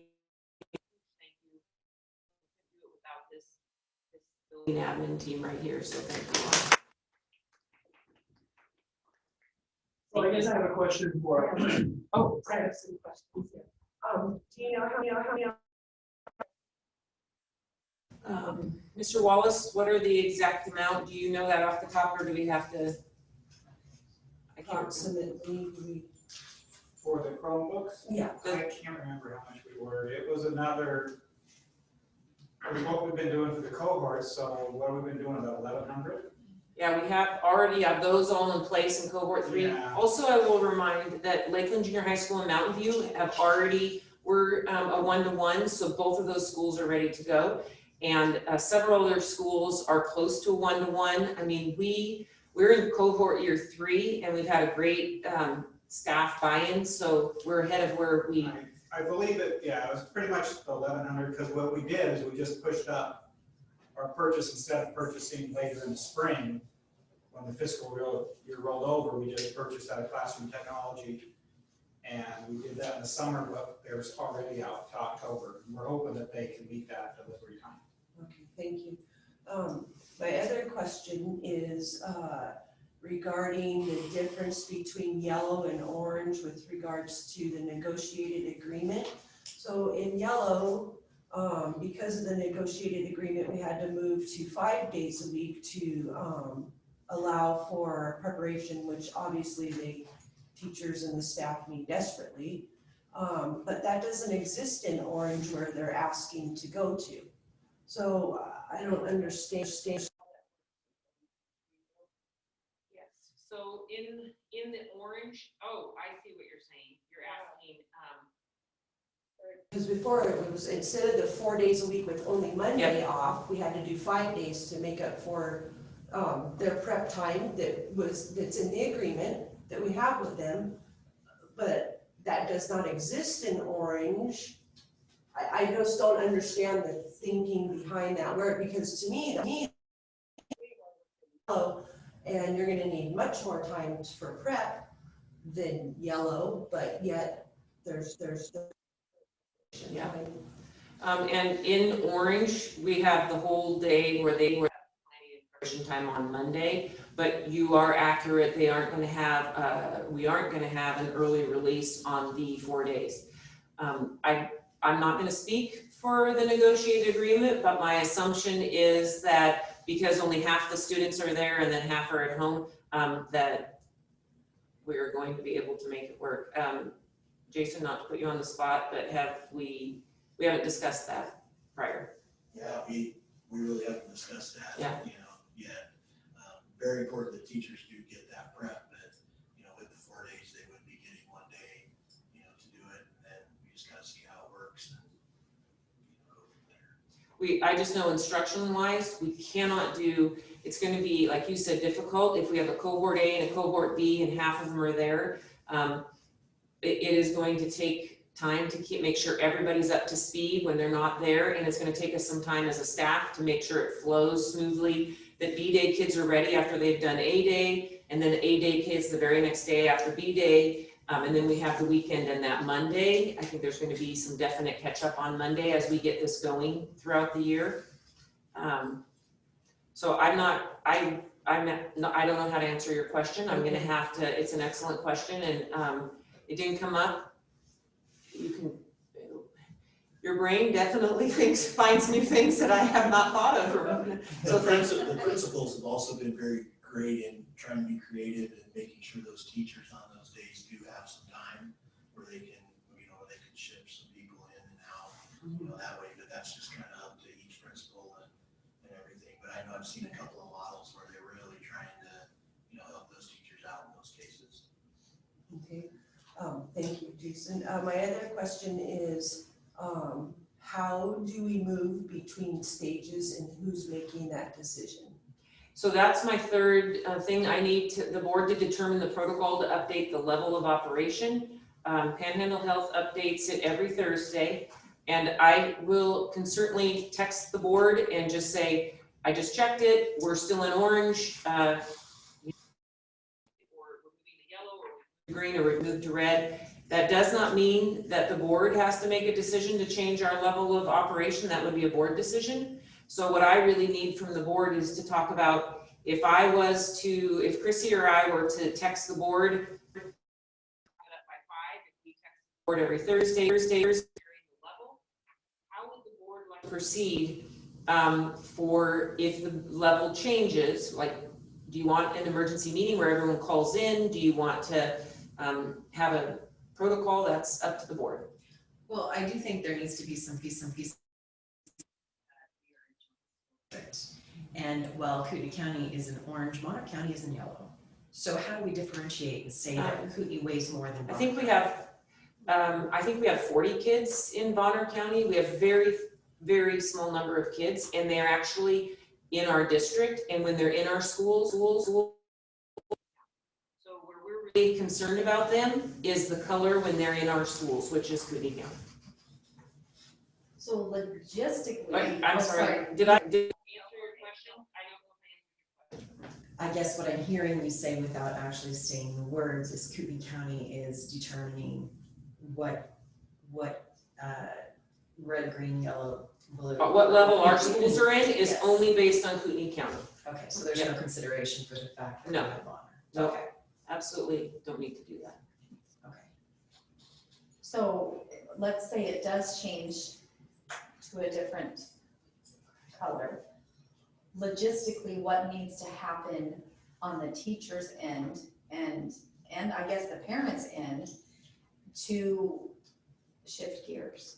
And what is a reasonable time frame? I think we all need to maybe have that discussion and figure out, because you know, if we all get together on Friday and determine, okay, we're back down to yellow, what does that take to get everything back up and running? Is it even feasible to go on Monday? I mean, that just seems. I think one of the principals said we can, I think several of them said we can do anything, but I do want to mention that Dr. Cook said in Coeur d'Alene that school board had made a decision, they're going to give the parents a week notice.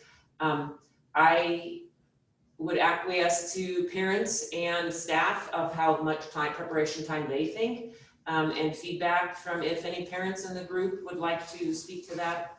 I'm happy to hear input on how, I mean, you're a parent, so how much time would you want to have to get to ready? Sure. Yeah, because I think you might be, maybe a week is a good amount of time to give people a week time. Get everything prepared for that. Did the schools have, how much of a transition would that be going from orange to yellow in your schools? Would you need a week? Do you think? I think what I'm thinking of is just the not that takes a week, but more than Yeah, on Friday, everybody's coming Monday. I'm thinking of. Okay. Will we be crediting parents back if they bought into the base program because they've gone with cohort model, but now we're back into a full-time school, full consideration? Mr. Wallace, for base, the question was, well, can we pay parents back if they bought into the base program and then we go into a yellow and they need some of their money back? Yeah, we'd be flexible with families, for sure. This is kind of how we do it in the admin meeting. If you're in favor of, just to give you I'm not trying to make any decisions, I'm just giving you some input from the building leaders. Do you think if the board made a decision and we gave families a week, so the decision of the board would be either a Friday or a Monday and we would wait a week before we changed? Are you in favor of that? Does anyone want to talk, or are you not in favor of that? Kat, I can't see your. Well, I'm just thinking about if you go down to another level, like if we go from orange to red, we wouldn't take a week because it's almost like an emergency situation. Sure. So that would be the I think the trustee major had said yellow to orange or orange to yellow is what trustee major yeah. was. So assuming that we're jumping back and forth. Hopefully not, but I think she was just thinking of the scenarios that may happen. Probably be effective the next day, I would assume. It might be a governor's order again, but again, that we don't know exactly what is precedent. I think the school board still, unless there's an executive order by the governor, the school board still has the legal authority to make the decision, which is why, to your point, we need to decide what protocol the board wants to use, since you will be the decision makers on that. Dr. Beyer, are the students doing all work, no matter what level we're in, on a device, even in the classroom? 100% of the time? No. Okay. Will they differentiate instruction? Ms. Milton was talking about that. Will they also be doing some teaching too? How do we use the tools with Chromebook? How do you do this? Will they be teaching them? Will they have them into, be able to, okay, go and reinforce that. I'm going to help this student like they do in normal classrooms. Absolutely. But I guarantee you, Jason alluded to this, the teachers want to be teaching again. They do not want to have the kids sitting in the thing on the computer the whole time at school. Absolutely not. I'm just trying to get an idea of what does the classroom look like now, right? Whether we're in yellow or orange, or obviously red we know and green we know. But what does the classroom look like in yellow and orange, outside of the issue that Kathy brought up with the desks, and not having enough room to put students 6 feet apart, and trying to think of, you know, what environment the student's walking into. Is it just gonna be this sterile, there's your device, there's your little seat, face forward, don't touch, don't talk? Or is it gonna be a little bit closer to normal? I mean, would anyone like to, we've talked about this a lot, Anna, Ms. Schnepp, will you? Good evening, I'm Anna Schnepp, principal at John Brown Elementary. We talked a little bit, we've laughed, that it's a little going back old school. So I don't know if you saw any of the classrooms with the desks spread apart, but it kind of looks like when I was in school in the 70s. There's rows and everyone's in their space. So it's a little more traditional, but they're not going to be in front of a screen. They're going to have their line teacher there, they're going to have their classmates to turn and talk. They're going to be 6 feet apart, but there's still going to be that opportunity for interaction, more dynamic than the staticness of being in front of a computer. Right. Picture that traditional classroom when you were a kid. For years.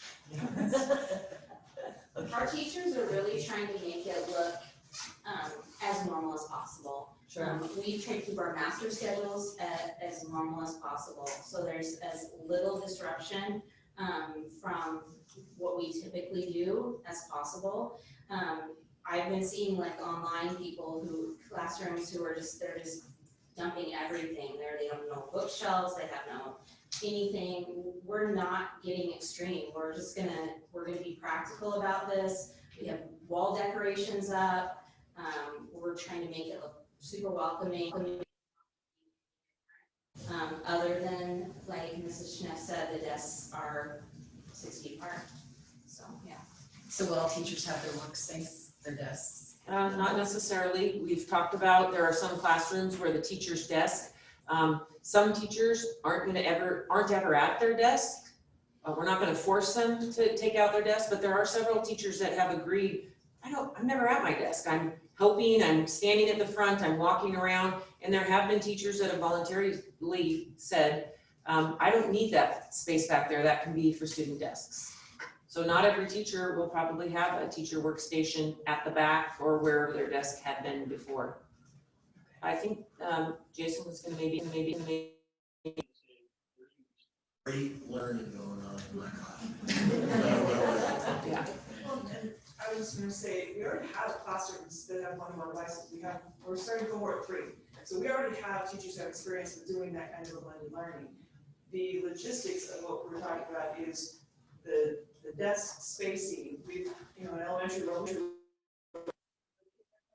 but the thing about being together, being able to have, in the blended model, we'll have those kids to have those discussions. I mean, I can sit and have a discussion with Trent if I'm sitting this far away. If we're online, if you guys have watched those Zoom meetings, trying to have kids have those conversations on Zoom meetings is very difficult, but we made it work. But this isn't really a brand new thing. We have a lot of teachers with a lot of experience, and then in every building, we have teachers that are gonna support each other and make them actual, there's no flexible seating because we're in desks and we're separate, and because we need to have that space. So it's 100% staring at your screen, but they are great resources for a lot of activities and things to do. Well, Yeah, I have a couple of things. So,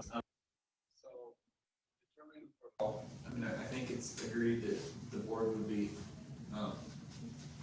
we have to approve what the levels are. Yeah. So, given the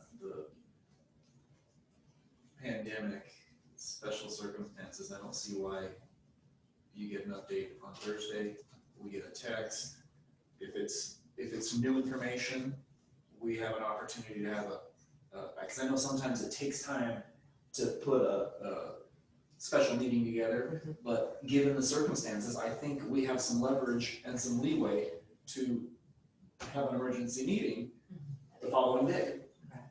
We have the opportunity based on, is that possible? Chrissy, can we have if we get the thing on Thursday night, could we do an emergency meeting on Friday? So an emergency is an imminent loss of life. The building is on fire. A special meeting we could post within 48 hours. I could get more clarification. Is that in policy? Because I know that some of the rules have changed. Right. In statute. I don't know if the financial piece is in there for imminent loss of I think finances are in there and we maybe could make that work, but we can research that. I guess my point is, we have Mondays off in some of these models. And if we knew on Thursday that we were gonna go to a level yellow, I think that the patrons would want to take that day to get things reorganized, everybody on another page, and hit the ground on Tuesday. If some parents can't make arrangements, we're gonna 80% can make that shift on the fly, they would appreciate it. I know as a parent, if I could get my kids in front of their teachers, that would be a benefit to me. The second thing, Ramona brought up a good point about the orange level and, the consideration of the prep time for the teachers, because it does take, take extra time to set those lessons up if they're not doing it live. With the smaller class sizes, could the schedule adjust so they do actually have prep time because they're going? Is it hours of instruction? We cannot shorten the day if we're on a 4 days a week. In comparison, districts that are on a 4 day a week, Bonners Ferry, they go an extra hour every day for 4 days to hit their instructional minutes. We will be able to count the Mondays for instructional minutes that students are doing activities that are reinforcing their learning. We get to count that. But to actually shorten the day by an hour on those 4 days, Tuesday through Friday, and have Mondays off, we're already missing 20% days on Tuesday through Friday. But Ms. Sexton is very concerned from the teaching and learning viewpoint, and she's put together what she did the curriculum workshop with you folks, showed you all the instructional pacing calendars and meeting the essential standards. We really don't think that we would all of the essential standards and provide supports we need for students if we shortened the 4 days and did not have student contact time on Mondays. Okay. So I guess I will work this out with the association. They are asking to start in orange. I heard Mr. Bradbury say that earlier. So I'm sure that they're willing to look at having half the cohorts each day, and as well as creating that to be figuring out how that may look. We're going to have to come up with something as a group. But if they're recommending orange, I assume that they're okay with it as is in the plan, unless he speaks now or forever holds his peace. Well, and that's my concern, is that I want to make sure that we're honoring the negotiated agreement that we have, or some sort of a, form of that. The other thing, and you brought up a good point about instructional time and requirements. I'm concerned that we push off. I mean, if we're going to start in whatever level we start in, there's going to be a certain amount of under normal circumstances, unless we started in green. So my concern is starting minimizes the amount of instruction they're going to have. Now I know, my question to the administrators here is, would you guys be ready to hit the ground running on the 8th? I know there was some concern about, saying, no, let's push it off. Can we ever be prepared for starting under these circumstances? And, my concern would be missing out on instructional time. Well, and just one thing that we did talk about we did cancel several things that we normally do the first week that we canceled or put on pause or delayed. There still is illustrated math training that needs to happen for what they're doing, but other pieces we've put on hold. We're trying to give the teachers the entire week without having any required meetings, so we've put those on hold to try to give them as much free time as possible that first week. I assume the board, I have a lot of emails from parents saying, please do not delay it, please start on time. Again, that's just one faction of the constituents that you all hear from. I think several teachers want to delay to have an extra week, as they are in Coeur d'Alene. Post Falls is starting on the 8th, KTEC is starting on the 8th. I don't know Kellogg is the only other district that's asking to delay, Kellogg School District, and all the other superintendents, I sent you the update this weekend, they are starting on time. Not that we care what other people are doing, but I feel it's important that you at least know what other districts are doing. So what is the thinking behind the delayed start, just out of curiosity? Just to make sure that we're ready. I mean, with all of this online stuff, you heard Dr. Meyer talk about the new microphone setup, we have to record lessons, live streaming on a station with a computer. None of us are used to that at all, zero. Sure. And so it's going to take some time. Some people that have already worked with it have expressed to me that a lot of those microphones are very sensitive and touchy, and you have to make sure that you're doing it right. And it's just about learning that, making sure that we have all the safety protocols in place, time to ask our principals questions.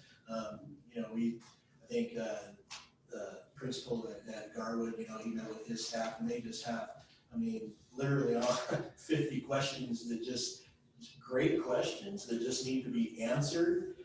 We just feel people get in their classrooms and feel more comfortable getting prepared for their students to come, so that when students do come, we can go. We feel that if they come early, if they start the week after next, that everyone's going to be so overwhelmed, and it's just going to cause a lot of undue anxiety for people. Technology is a crazy thing anyway, and there's always so many issues with it. Upload, that every building has the capacity to upload those lessons. But what if everybody clicks them on at the same time? Is it going to get lost? Do we have enough bandwidth? We've been told we have enough bandwidth, but I've also been in this enough times to know that computers don't work all the time. And so it's for us, it's just about getting in there and feeling comfortable, learning a new complete system that no one is used to, and making sure that we can have time to perfect that, talk with our other staff members. Do come, like you said, we're ready for them, and they can hit the ground running, learning, and go from there. Just a quick question on uploading the lesson for the A cohort and then the B cohort. Then we have a different lesson to upload for those that are on online learning, or is it the same, given that scenario? And then going to the yellow, teachers are teaching, but then they're also going to be uploading for the online academy. Okay. Can I understand that correctly? A little bit of what you said is accurate, and then there's a little bit different. Okay. So if we're in yellow, teachers will still be uploading their lessons to Google Classroom for their own students. We have students right now that are not choosing online academy because they really do want to be in the classroom, but they're not quite ready in the beginning of the year, so they have somebody compromised at home, medically fragile, they spoke about a little bit. They're not choosing the full-time Lakeland online academy. They're going to choose to be in Mr. Bradbury's classroom, but I may not go the first couple of weeks. I may want to take a little bit of time and see, and I want to watch this at home. I'm going to participate, and then once I start to feel more comfortable, make sure there's not a second outbreak, then my student's going to come. I'm still in Mr. Bradbury's, and his classroom is going to stay his normal 30 or under. Okay? If somebody is positive and they need to stay home and self-isolate, Mr. Bradbury, from the first day, in us doing research, Ms. Sexton and I looking all over the country, there is a spike in pretty much 99.9% of school districts. There is a spike once they start and people are all back together again. So we just want teachers to be prepared, ready to go, whether you have kids that are taking a soft start, right off the bat, when somebody has in that inner circle and they need to quarantine, Mr. Bradbury needs to provide those lessons for his kids that are at home, and that's all in Google Classroom. That Bradbury will be presenting, I'm doing my A day so my B day kids can watch, and then vice versa, then Lakeland Online Academy, we are going to have K through 8 We are going to have teachers that are in charge of grade bands. When Patty Moore have this many second graders. Okay, that's enough that if the numbers stay the same, and if we have the numbers either go up or go down by Friday, we'll make some determinations. Those second graders, we have 33 kids. So if you look at IDLA, they have more than a normal class size that they're responsible for because it's all online. So we're gonna be in equation, we're gonna be similar to them. Those teachers, K through 8, will be looking for, and we're gonna have flexibility. In kindergarten, if I'm doing a K1-2 band and I don't have time in the day as a Lakeland Online Academy teacher to record math and English and reading and science for every K, first and second grade. So if I'm in charge of that band, I'm going to use the recordings that we have as a district for kindergarten, and I'm going to be in direct correlation. I'm going to be what's called a second co-teacher in the Google Classroom, where I will upload and say, okay, right now in 6th grade, Jason Bradbury is doing this dividing fractions, and he's going to do this unit, and we're going to use that as a unit. So that Lakeland Online Academy 6th grade teacher, they will be doing his lessons for the 2 weeks while he's in that unit, but they are the ones that upload it. The Lakeland Online Academy teachers answers the questions, the student questions, the parent questions. They create a more robust online environment. The activities may be different. They'll be different than if they're in person. That's for the Lakeland Online Academy. Yes, they're going to connect with our Lakeland Learning, so they have this great learning. They may choose to say, oh, I really have something I would want to record that will add to this and supplement it. Every single content in every band they're responsible. That's K-8. We've also talked to the teachers about, at some point, these grade levels may say, okay, we're all doing this recording, and really we feel like, Jason, you really specialize in math. Let's have you do math for the first quarter. Christy, you're going to do math for the second quarter, and they may change off as grade level teams and talk to the Lakeland Online Academy. But it's really important for us that we don't just cherry pick things from outside on the internet. I've had several parents say, just pick stuff from the internet. This is really important. I think Patty made an excellent point. This is Lakeland's education standard. It's not somebody else's. Then the high school level, Mr. Derrick and Mr. Eberlin and I have talked again. Mountain View is going to be, as of right now, doing all their students in person. The content specialist is so important that we are going to really kind of duplicate it, replicate something of what IDLA does, where they pay a per student amount for the teachers that have it. But those teachers are not going to go past their normal class sizes. If there's a bubble, like here's my regular class size we have, and the high school principals have worked with me for 4 years on this.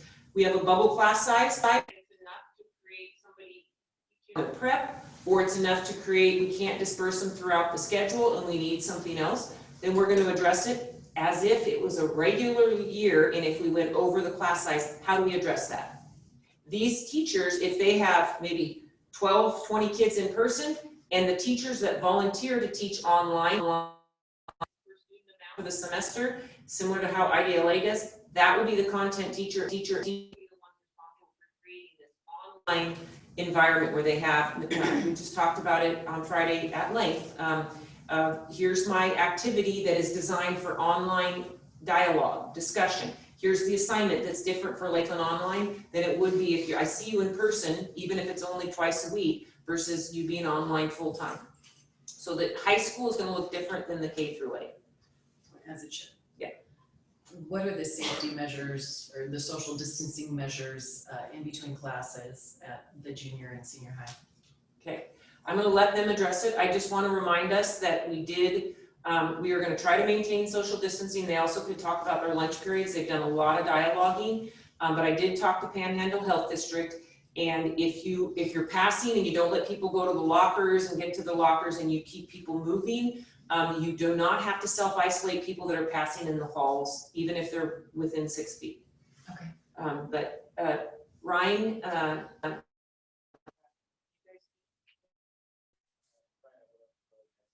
so we're going to save the traditional 5-minute passing period, and we're going to release our even number rooms 1 minute or right on time, and then our odd number rooms 1 minute in. Okay. And what that will do, I did a bunch of experiments over the last month. Stop, talk to different people, but we don't have lockers, and so that allows everybody to get to class on time. Plus, we have a courtyard area that we've fenced off, and it's behind our school, and that's going to open up a lot of room in the halls for the first couple of months, where kids, instead of passing through the halls, can kind of take a shortcut through this courtyard area, and we have 3 teachers that are supervising it, and they'll just open it when the passing period starts, close it when it's over, and at Timberlake, our halls aren't super congested typically, but this will certainly help. So that's what we're doing between passing periods. So it's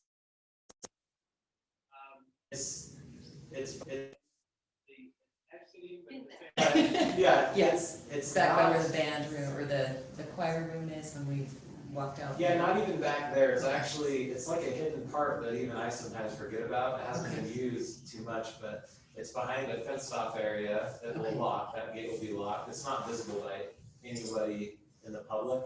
Okay. And then I put up the softball fence, which is 6 feet high. I'm not worried about that safety just because it's kind of an unknown place in the building, but I want to allow that opportunity because at any given time, that could be, 100 students that could use that, and that just eases the congestion and 3 of our main hallways. Okay. And then we actually made signage to kind of help kids, like, hey, if you're going from, we've done a lot, it could go on, but if you're going from, these classes, we recommend going this way, and that would just help with the flow in our building. While we're in high school, Mr. Derek, do you want to add anything to that on the high school level? Because you have the biggest. Yeah, we're a little bigger, so we're gonna actually have 8-minute passing periods, and we're gonna dismiss, talk louder or stand up? Stand up. Thank you, Mr. Derek. So our freshmen and sophomores, we're gonna dismiss them first, and then give them a 4-minute passing period, just to minimize the number of total students in the hallways at any given time. It's gonna be half the student body. Now, if we're in orange, we don't have to do that, obviously. If you get wrong, we're gonna have half the student body as well. So then we'll just revert back to our 5-minute regular passing period.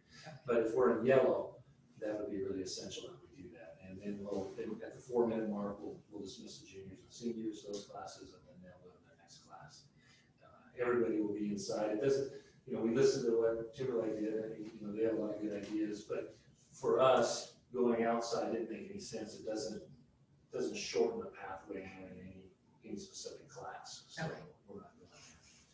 And so 4 minutes, I think it'll work. I think it'll be an effective strategy to get students with minimal congestion.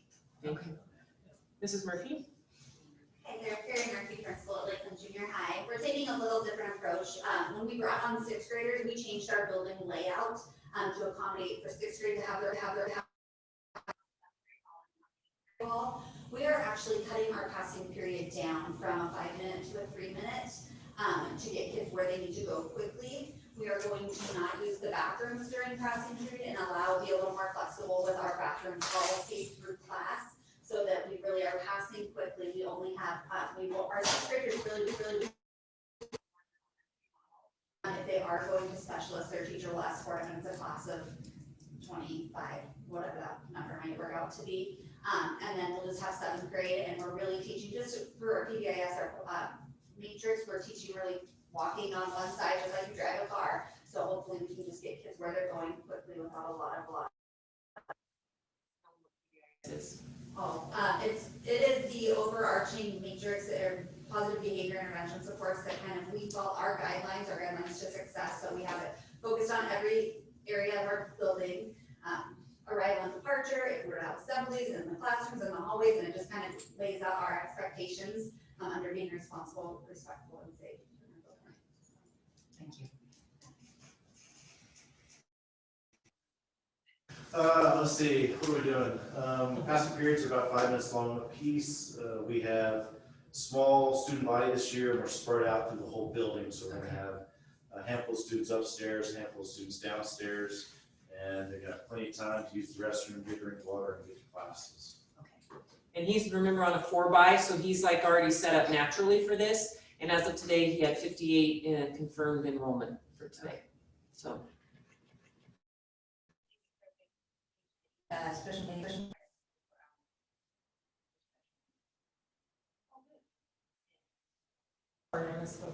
So officially, if we get the text on Thursday night, we could set a special meeting for Friday night. And they're supposed to be, they're at the latest, they said they would upload the transmission level by 5 p.m. at the latest.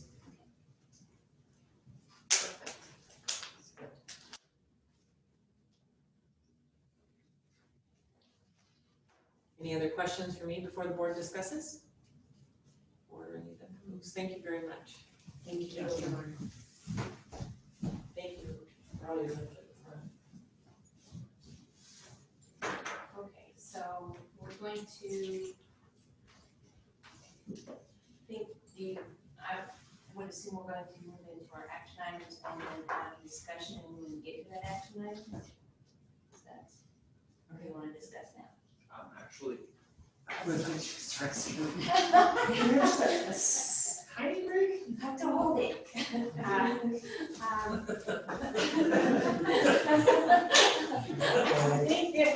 gonna have to just take just, you got 2 minutes.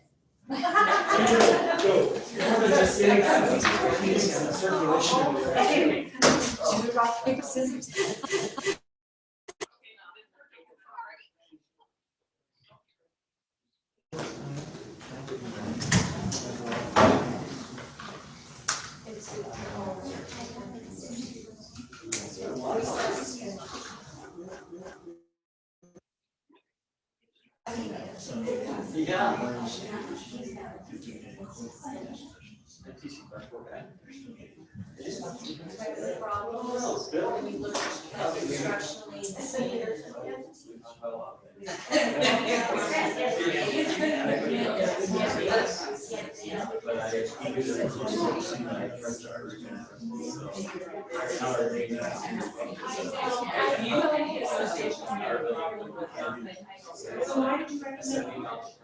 Because I think that's safety wise, that's the best we can do. I mean, I Well, there's several staff, but I'm gonna have to direct them more than you go the other. We'll get to association support going to more. It's strongly recommended. That's what it is.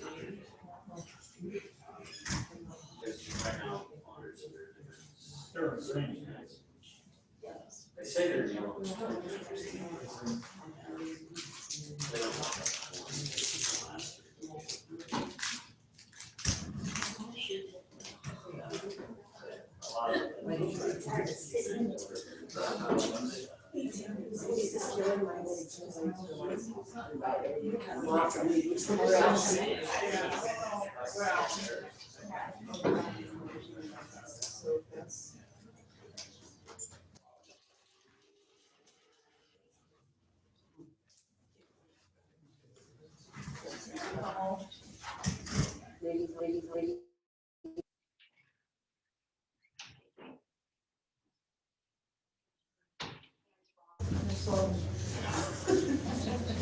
I don't know.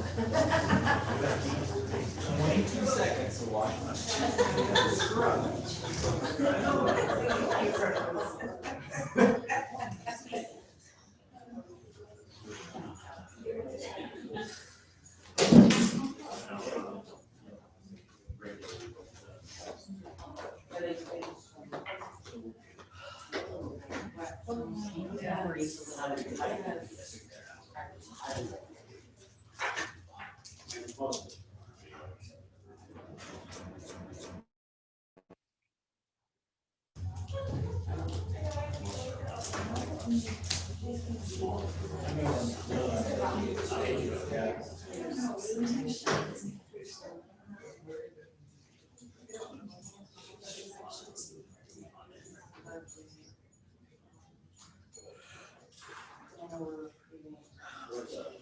No, I don't see the action items.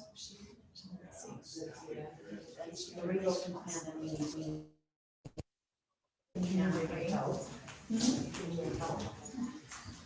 I just think we're just, this is the main thing to be secure. I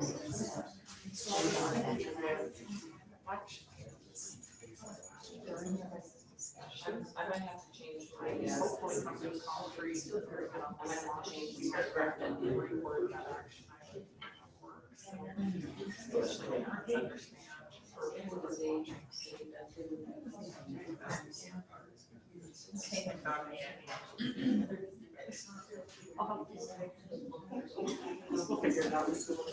Yeah, really, all uncharted territory. Yep. Yeah. Oh.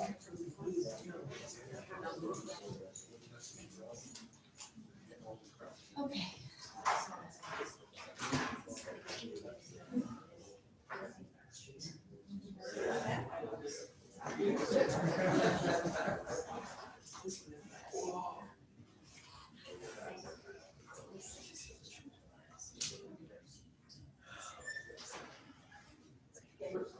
Is it under teacher workdays, Brooke?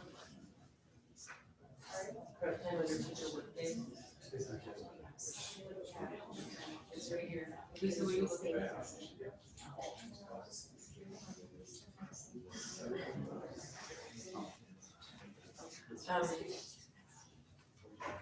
It doesn't say it has to be during contract. It just says that they will be granted one per day of at least 30 uninterrupted minutes per minute, at least equal to one class period, upper secondary. So, someone else read this, so it's not just me. And I think an orange would just be at the end of the day, not early. Yeah. Yeah. I'm gonna read that and make sure that it's not this week.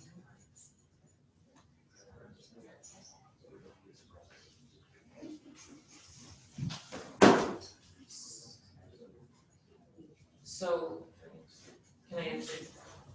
Okay, so we're all, everybody's back? Yep. Mind break, thank you for understanding. So trustee Grissom and trustee Irons have brought this up. I just looked at this while we were taking a break in the final negotiated agreement. And I did share it in the board update to you folks. V2 prep time.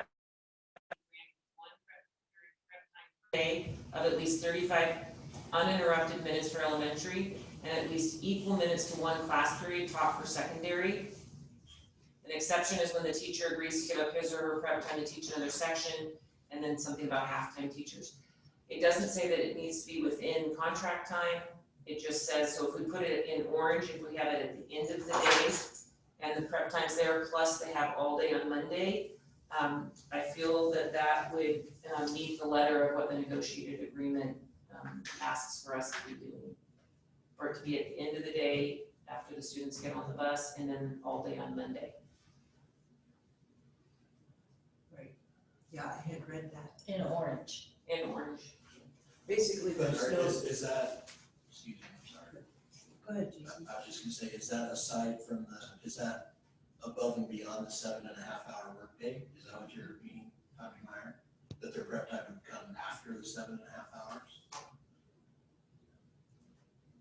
Whatever the end of the bell schedule is when the students get picked up on the bus.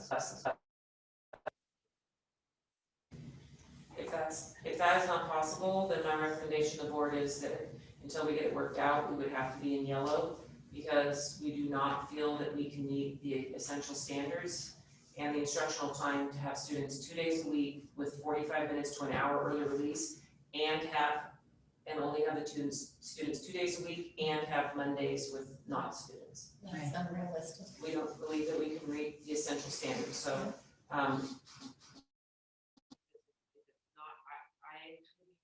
in this piece, and if it is going to cause a problem and the association doesn't want to do an MOU for the orange level, then I'm gonna need to recommend that we be in yellow. Because we cannot sacrifice the student learning time. We just do not feel like it's possible to have that few instructional time and have that Monday off. Just don't feel like it's possible. So what will the teachers be doing on Monday? Couldn't they use Monday for their prep time since they're not interfacing with students? If we do yellow, it becomes, the yellow was the No, one I'm that talking was. about orange. Oh, That's the intention of the Monday, where you can do filming the lessons, collaborate with your grade level teams, collaborate collaborate with your content teachers, answer questions, have students reinforcing their learning. Students with disability may have access to be able to come in to see their case manager or a paraprofessional to help them with assignments. But teachers could have that time on Monday to work on that filming and then becoming more comfortable with it, like we were talking about. It was my understanding through a lot of emails and even through your letter that so. Yeah, and just talking with some of the principals too, I think we can make it work in Oregon with that. If we're in discussion, the point of me bringing it up was that the argument is negated by the document. That opening in yellow is actually the best for the student. And that the orange choice of the teacher, they didn't account for prep time then, which was the argument of why they needed 5 days. That was my point, because I did read the agreement to find out what if it was a set day, if it was a Monday through Friday, and to make sure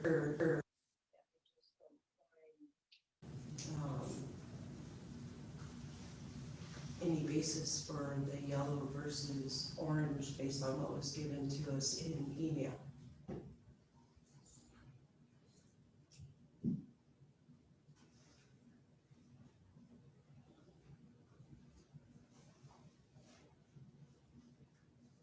Can you elaborate a little bit more on that, Ramona? So you're saying that you, as this yellow is written here, you don't think that we need to add that prep time in it? Is that what It's you're already, saying? it's accounted for. We gave them 5 days, which is, it's just basically sort of a normal schedule.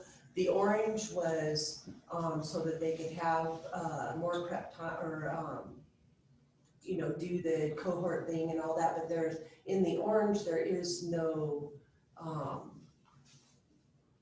prep time allowance. Now they're saying, well, that's fine, we'll deal with it, we'll figure it out together. We really want to do orange, but there's no, we'll deal with it and figure it out together to do yellow. When I read the emails that we received,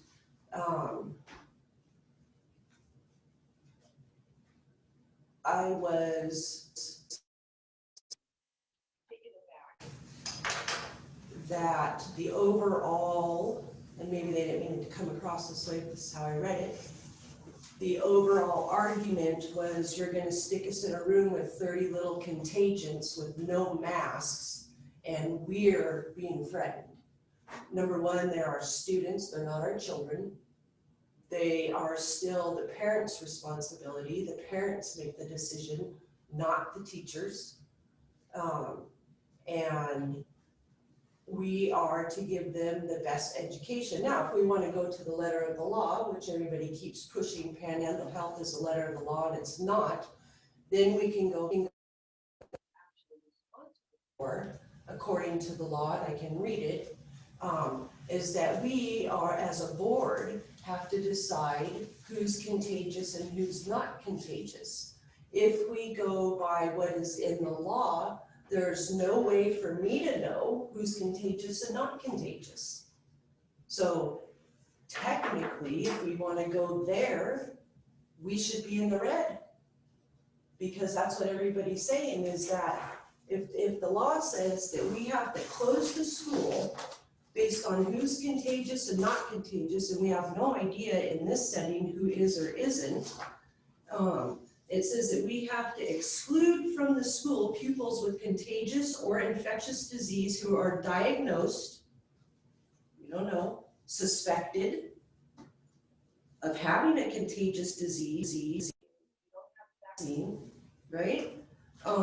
Have been exposed, and now we're saying, well, now we don't know who's exposed or not exposed. You gotta wear a cloth face covering because you might be asymptomatic and exposing everybody, right? So we don't know who those people are. Then we have to close the school. So you tell me, what law do you want to follow? We are tasked by the statute to follow this. All through all of this pandemic, the board has been promised from the governor down that these health district mandates would be recommendation to the board, and they've become the letter of the law.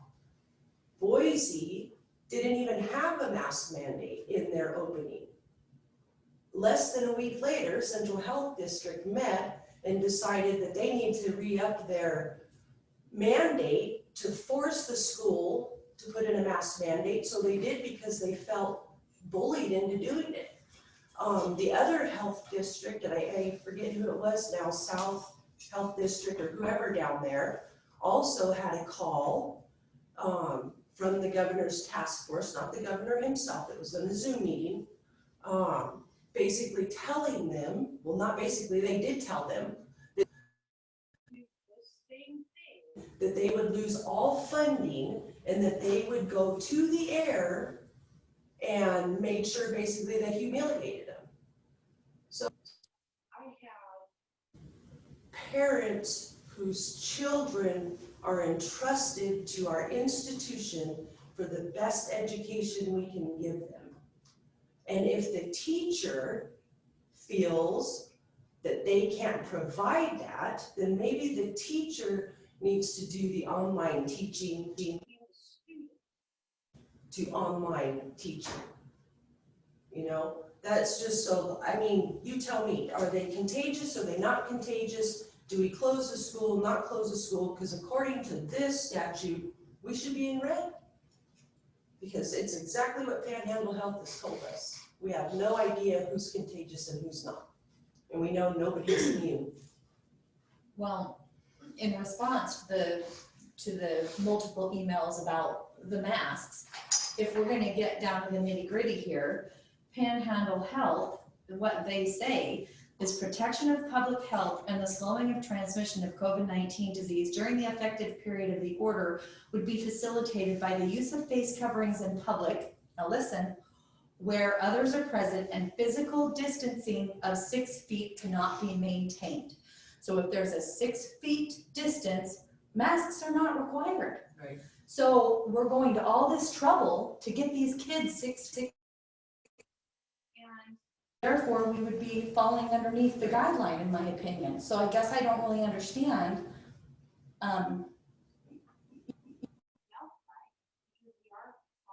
The 6 feet. Yeah, when I listened to Coeur d'Alene's school board meeting last night, and they addressed this very situation, and one of the members, who is an attorney, said that Panhandle Health's mandate does not follow to the classroom, is not public space. Everybody's got an argument. Well, I want to make it really clear that this has absolutely nothing to do with politics for me. Right, For absolutely. me, this has to do with the health and safety of these kids having to rebreathe their own. It is not healthy. How do we even take into account making sure they can have some time to breathe air? I mean, I just don't feel like that is a responsible thing to do to a small child. I just don't. Yeah, So yeah. I just wanted to address that because of all the emails and because of all the outcry. I just wanted you to know that I hear you from, even though I don't agree with you. So I just want you to know that I is that the legislature just passed the resolution to rescind the emergency order done by the governor. So we don't even have the answer on that. Tomorrow morning, we could wake up and guess what? It would all go away. So I think the best that we could do under the circumstances is, I don't know, I guess stick with yellow, which I think is even gonna make it hard on the teachers, being that Ms. Thomas shared, you know, the problem they're having with the desks. Well, they're not the only school that's having problems with desks. Yeah. And I don't think it's conducive to the social, emotional well-being of our students to be facing a whiteboard or a blackboard. no. So, I mean, we've got a whole plethora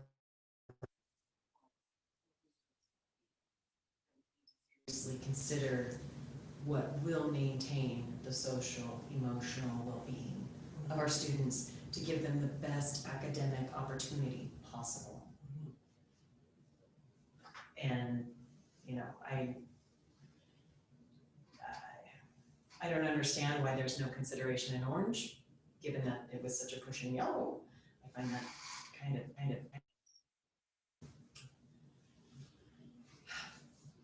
Without the consideration there, I mean, yellow is pretty much the only letter out there that, I mean, it's very clear what we're expecting and what they're offered. Even though it is in the negotiated 3-minute, what their prep time. I think that the push for yellow was because there was time available in instructional time. When you go to the 4-day, you lose this. And so you don't have time in the day for a prep unless you add additional time to the day. What was my Which understanding? teachers, certainly probably would want to do, but. Well, it was my understanding they didn't just want just the Monday. They wanted more time. I could be mistaken. They didn't feel that just a Monday was adequate, because Jason spoke to the fact that, you could be teaching a lesson and you have your whole week planned out, and then bam, come Monday at 9, whoop, out the door it goes. So you got to regroup, and so that's totally understandable. So I totally respect that. I mean, teachers need to have the time to do what they need to do to teach our kids. And maybe the solution is, because there's gonna be limited on Mondays, orange level, we have the teachers stay a half an hour and make up for the time throughout the week. I mean, that would solve the problem too, because that wouldn't take away instructional. I don't know if that contractually would work, because obviously, I don't necessarily think, my personal opinion is I think we need to follow the professionals in the health and follow the considerations from Panhandle Health. Having said that, I think also that we are following the mask mandate by taking the precautions to get, the orange level where we have 6 feet. Or we can If comfortably. the teachers have to interact and be closer, then they should have a mask on, because they're breaching the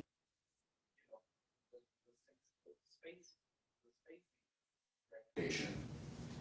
And over You yellow, know. there's no way you can maintain 6 feet. Or in yellow, there's no way you can No, I maintain agree. 6 feet. No, I absolutely. That's why I personally think that probably, and to my next point, they base their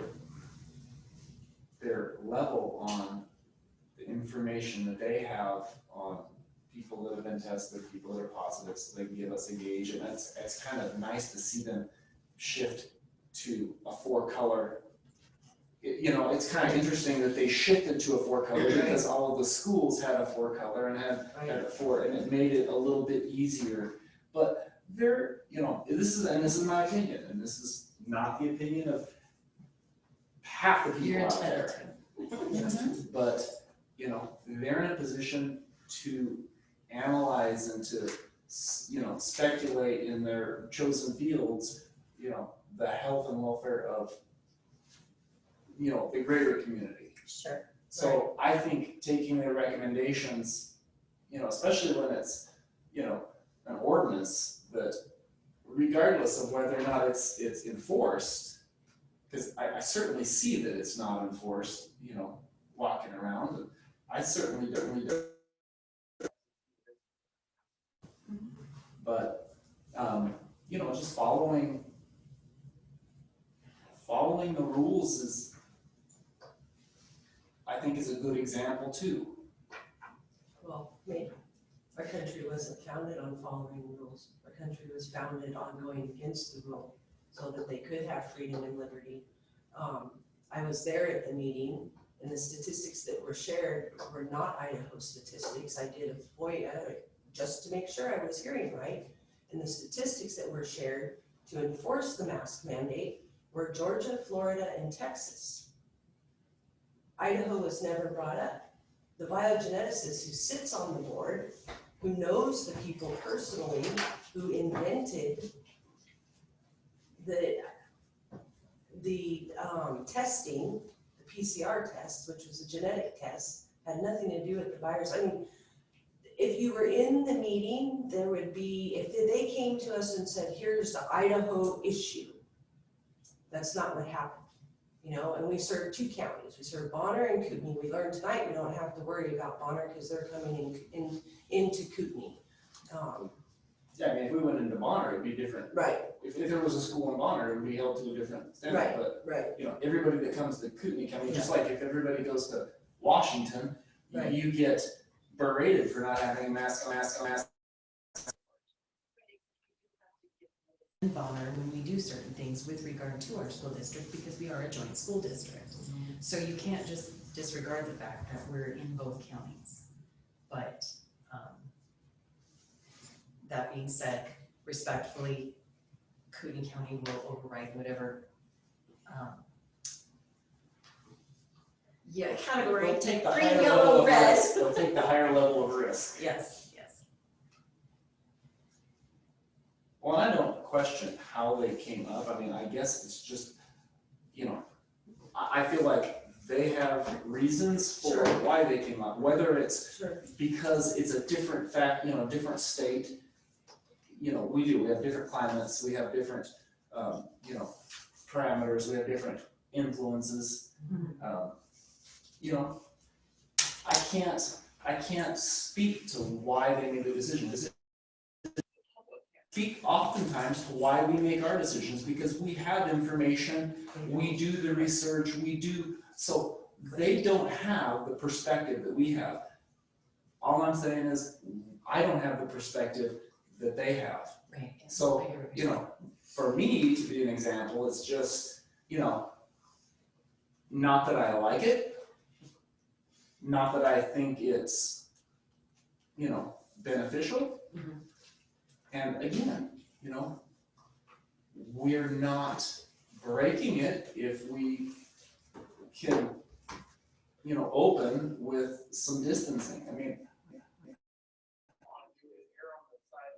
of caution, right. You know, there's, you know, one life. Ultimately, there's no win. Doesn't matter what we do, there's no win. And we're still in the same position. I had parents calling me, they called Panhandle Health, and guess what Panhandle Health told them? They're irrelevant and we make the rule. Same thing we went through with graduation. So.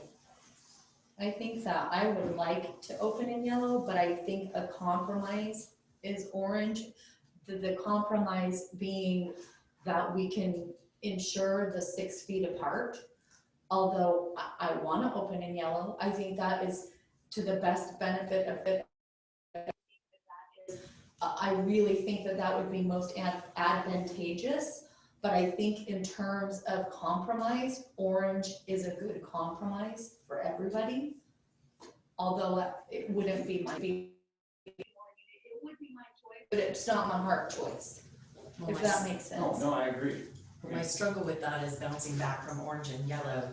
You're taking a reasonable number and then you're contaminating it with the entire class size. And then, oop, we have a spike, so then we go back to orange. So then I understand. Well, I think if we could make the class size smaller in yellow. Oh, well, that would be. I mean, we could make it Yes. manageable so that the 6-foot distancing is able to happen. I mean, if we're How do you having, make the class size smaller and yellow? if we don't have 30 kids in a classroom or 6-foot desks can't, or But 6 if foot. they sign up for it, and when you, like you're saying, what do you do with the 5 kids that are under? Why do you have it? Classes. Isn't that telling a child they're not worth a class? No, that's the kids that sign up for that class, and there's 20, you said 23 kids, somebody said 23. Well, it would be very unusual for us to have a class of 16 kids. Yeah. Right. So typically, we're gonna have a class of 23 to 25, 28 kids. So if we can only fit 16 in a room, where do the other kids go? we only have 2 certified teachers at that grade level. How do those kids get instruction? Well, how are the overflow getting instruction, I guess? That's my question. Okay, but if there's overflow, what are we doing about that? Is that not something we're talking about? Right, and we have talked about that, that's why we're waiting to have the final numbers, because before we say, oh, we're gonna have overflow of 5 in that classroom, what we're saying is, there may be enough students that sign up for Lakeland Online Academy that we aren't gonna have overflow, and then we are creating a problem that we don't need, so we're waiting to see what the final things are. And when we were proactively planning, we talked to them about specials. We have PE teachers, we have music teachers, we have computer tech teachers, we have other teachers that are getting paid that are teaching that we aren't gonna be pushing in the specials because of the social distancing and because of keeping the cohort together that we were recommended by the CDC. So those teachers, when Kathy said, you know, we wanna know what the best teacher is to teach those students, they're made, she talked about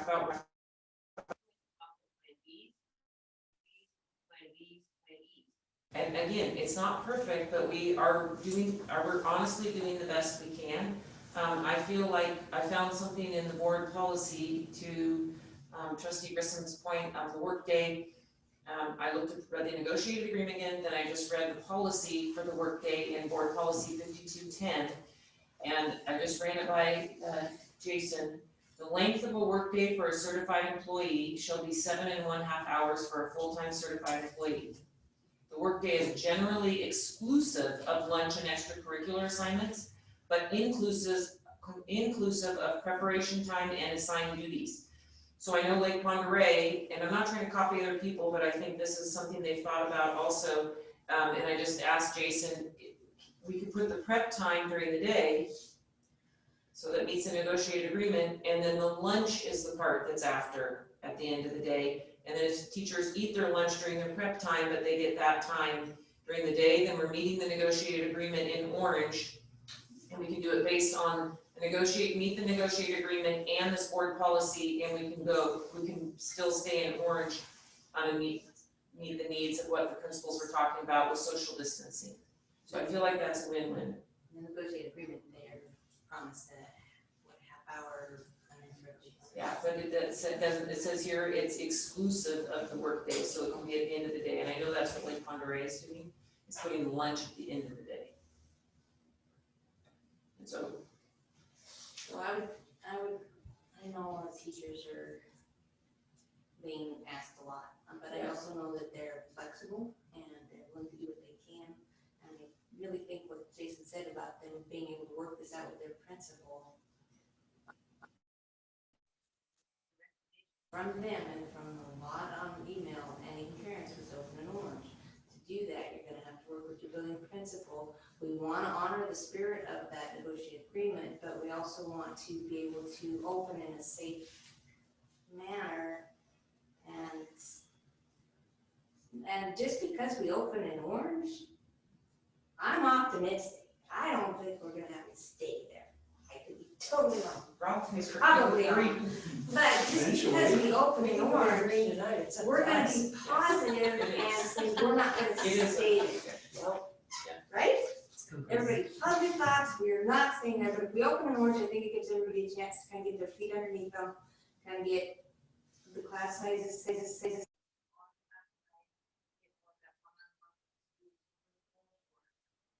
Kind of start the year that way, so we can get things moving, and then hopefully, when things goes right, we can move to that. I don't think anyone would be happy with me to say this, but we could say that we could tell the parents, this is what we're looking at right now, if we were, and make a scenario out to parents. If we started in orange, where would you register your child, and they could do the registration. I don't think anyone's gonna be happy with that, but I don't know. Parents and teachers and administrators need a direction. They're dying for direction right now. We need to get them. Yeah. Doesn't mean we're staying there, because remember, this is fluid all the time. So no matter what we decide tonight, we don't have to stay there. Can you say that louder? This is fluid. This is fluid. Just because we vote tonight to open in a color doesn't mean we have to stay there when we get new information. And we get new information, obviously, every week. New information could be our enrollment numbers, or from mental health, or from the governor, like you said, is he having a meeting or something, legislature? The Senate, yeah, it passed the House, it's headed to the Senate, which they So- figure it'll pass there too. We all, let the flexibility word is back again. We all have to be very flexible, be kind and considerate with each other, give each other a little bit of grace, know that we really do truly want what's best for kids and parents and teachers. We really do. And realize that we need to be kind of flexible. I can't think of a better word, so. That's the word of the day. It is the word of the day. And Michelle, to your point, I think that everybody would support, 16, 20 kids in a class. But we don't have the classrooms, the teachers, if we open 5 days a week and had all the kids there, we don't have the classrooms and teachers to accommodate if all the kids went to school. To hit that. Okay. I mean, we're pushing the limits of classroom sizes, moving 6th grade to the junior high so that we can. Right. I'm just saying the actual numbers. Yes, yes.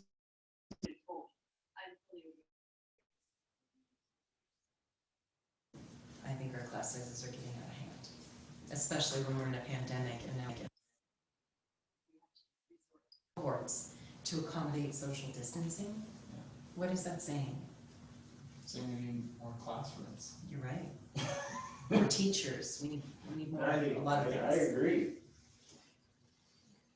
But we don't have them right now. We've got to make the best decision with what we can do. And if social distancing is key and Orange offers that, then I understand that.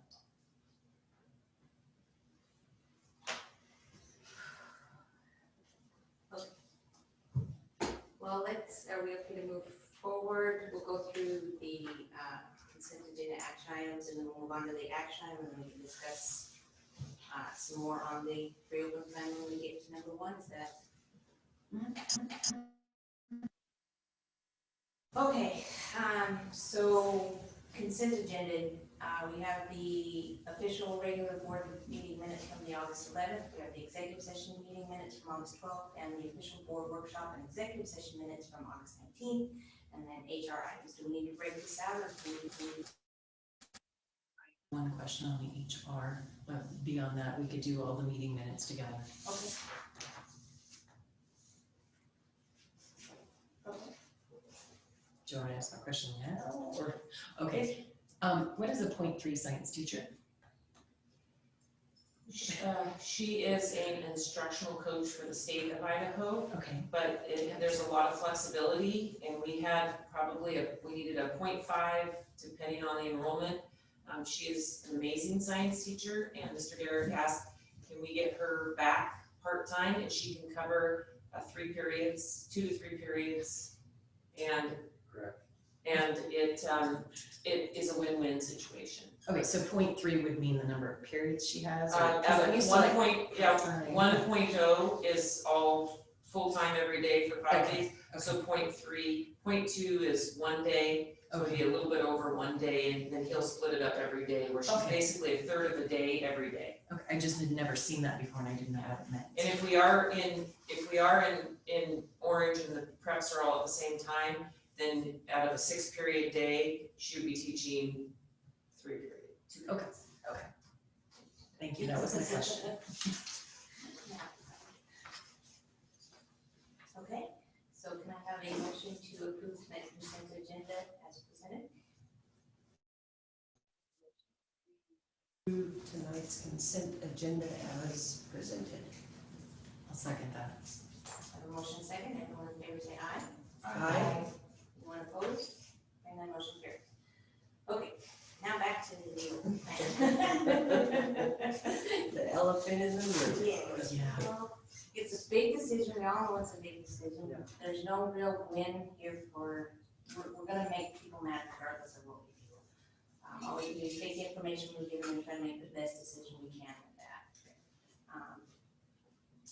I feel based on all the information, we should open in orange. Masks recommended at all times, but required when social distancing can't be maintained. So to kid or something, they'd have to have their mask on. But if they're able to maintain that 6 feet, then it would just be.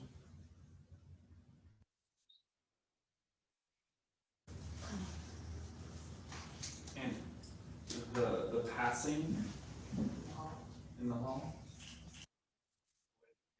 Scheduled out, and is that something that, is that gonna, because they're not within 6 feet. 6 feet or 15 minutes, that would Be a recommended thing? Would be Is that my recommended. understanding?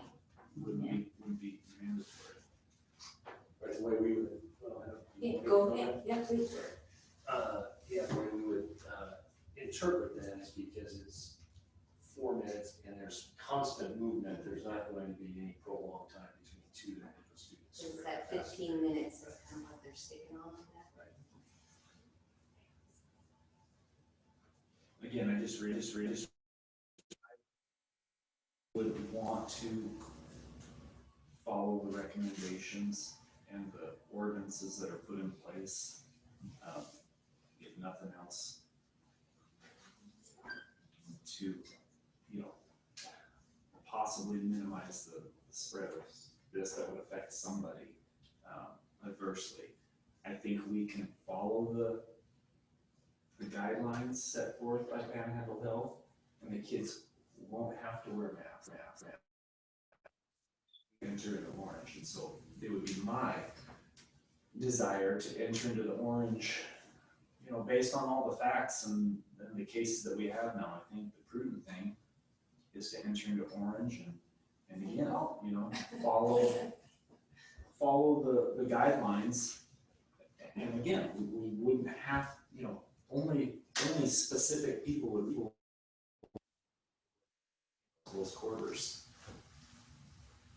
That's my opinion anyway.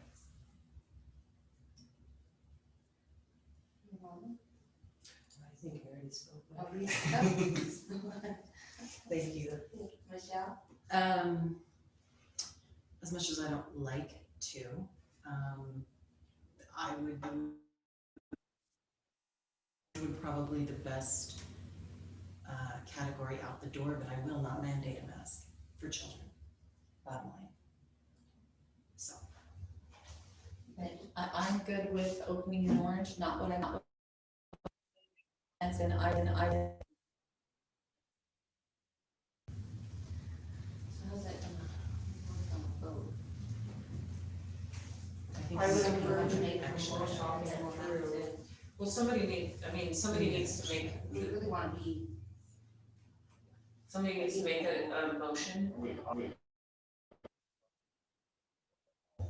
Yeah, that's really good.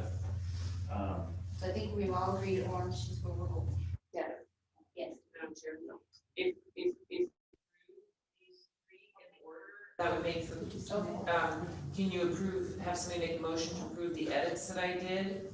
Well, that's probably where we're at, because it sounds like we may have, Yeah, edit to the orange in order to even still come to a consensus that we. right, so if we do at least approve the edits, and if somebody has a different motion, if somebody makes the motion, and somebody makes a second, then you guys discuss it and vote on it. Just similar, and then go to determine the level of operation, and then determine the protocol. And the way it's, our action item for you can just do that. She said that you could Okay. add that on to that. So we did amendments. Right, so my advice to you would be to make a motion based on this. It would be, for example, a motion to approve fall reopen plan with recommended amendments in this lesson with reevaluating the updated level of operation at this time. You could put it all into one motion. It's gonna be a little messy.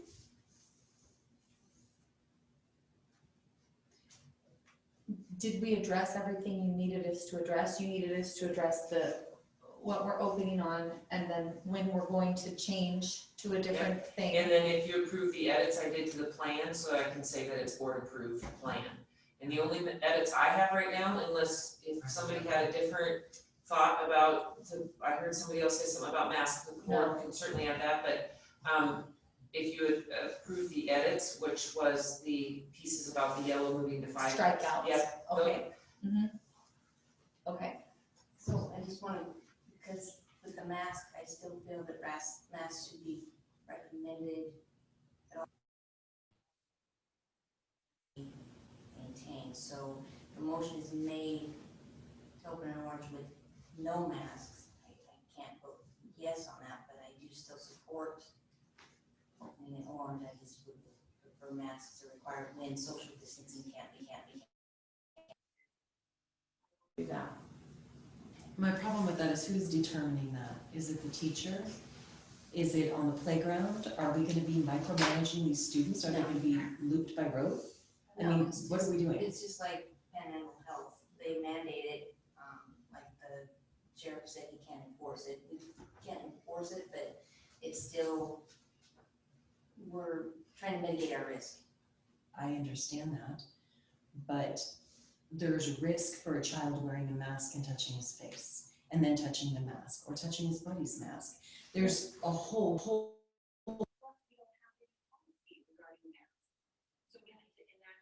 So, I mean, I see there's more of a risk factor by mandating masks, especially on the little people, than there is by not. But that's my opinion, so. What if we have a kid and he's sitting there and then his buddy comes running up and coughs in his face, because it happens all the time, coughs in the teacher's face, because that happens a lot, that's a fair bro. It's right there in your face.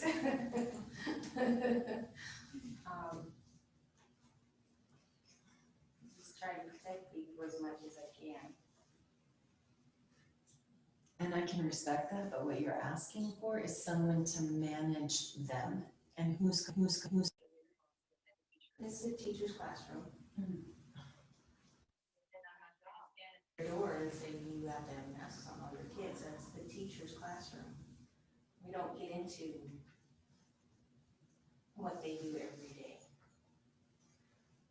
We just try to govern up here and try to set a good example, and hopefully everybody follows the best they can for their students. I think that it's a little irresponsible to just do that without some regulation on how all that's going to work. There's gonna be kids who say, no, I'm not wearing it, and what are you gonna do? Like, how are we gonna deal with that? I think that's a larger discussion. If masks are gonna be mandated, I think that there has to be a whole nother meeting to non-compliance and how we're gonna handle all of the things that we don't even know we need to handle at this point. Well, at this point, we have 39 policies that we have not even implemented for COVID. We haven't even looked at them, and going to orange forces us to have a look. Yeah, and that's why that resolution was to help us with that, so that we don't have to keep going back into our policy and adjusting a policy for this, because this is unprecedented. If we put a mask policy in, it stays there. So even if this goes away, then now we have a mask policy that we have to either amend or keep in place. So that's why the resolution was there to help us with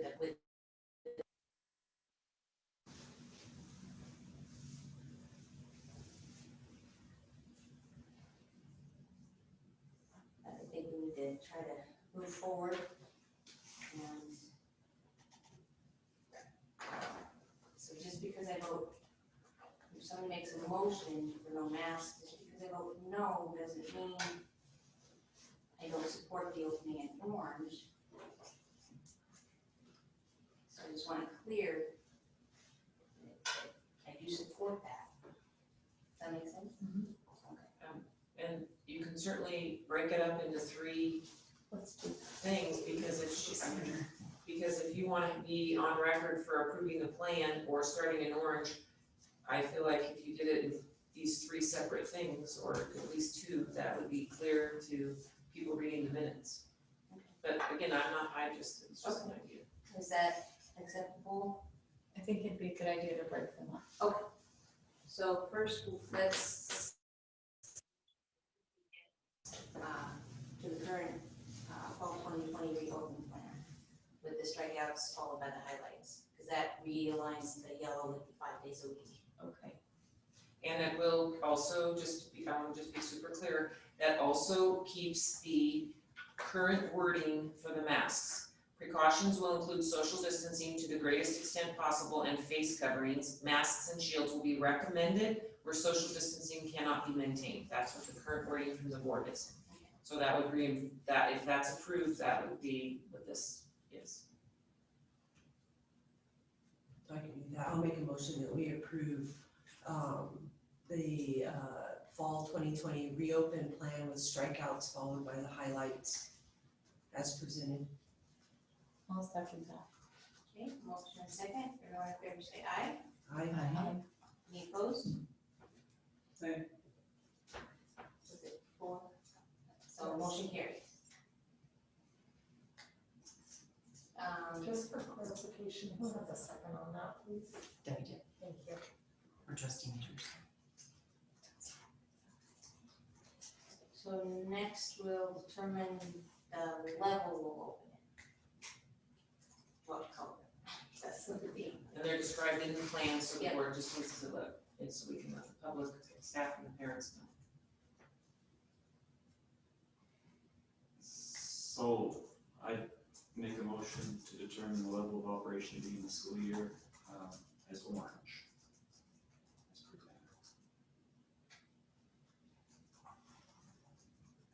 I'll second that. Okay, everybody in favor say aye. Aye. Anyone opposed? Me. 4-1, motion carried. To have masks at all times, but require them when social distancing can't be maintained. I'll second that. Motion is second, everyone in favor say aye. Aye. Any opposed? Nay. Nay. 3, yes. Mhm. 2, motion fails. Okay, so as of right now, we're opening in orange. Masks will be recommended but not required.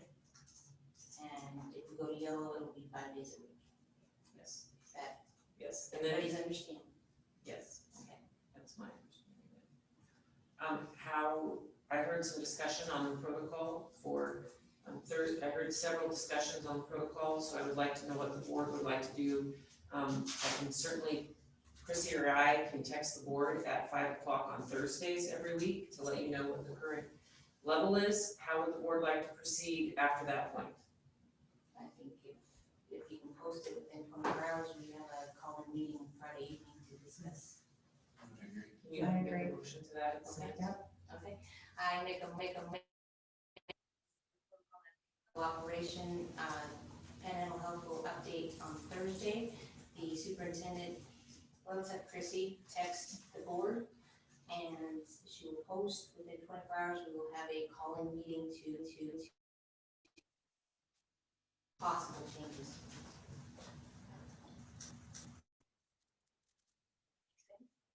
Okay, all right, everyone in favor say aye. Aye? Aye. Anyone opposed? Hearing none, motion carries. Okay, thank you.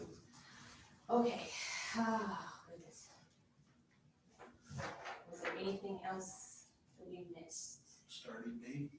Oh, Is that starting already date. good? Is that a? Sorry. No, thank you. Well, and it's as is unless As somebody is, makes a motion, yeah. if somebody makes a motion to delay the start, otherwise it's just as is, but it's the board's discretion.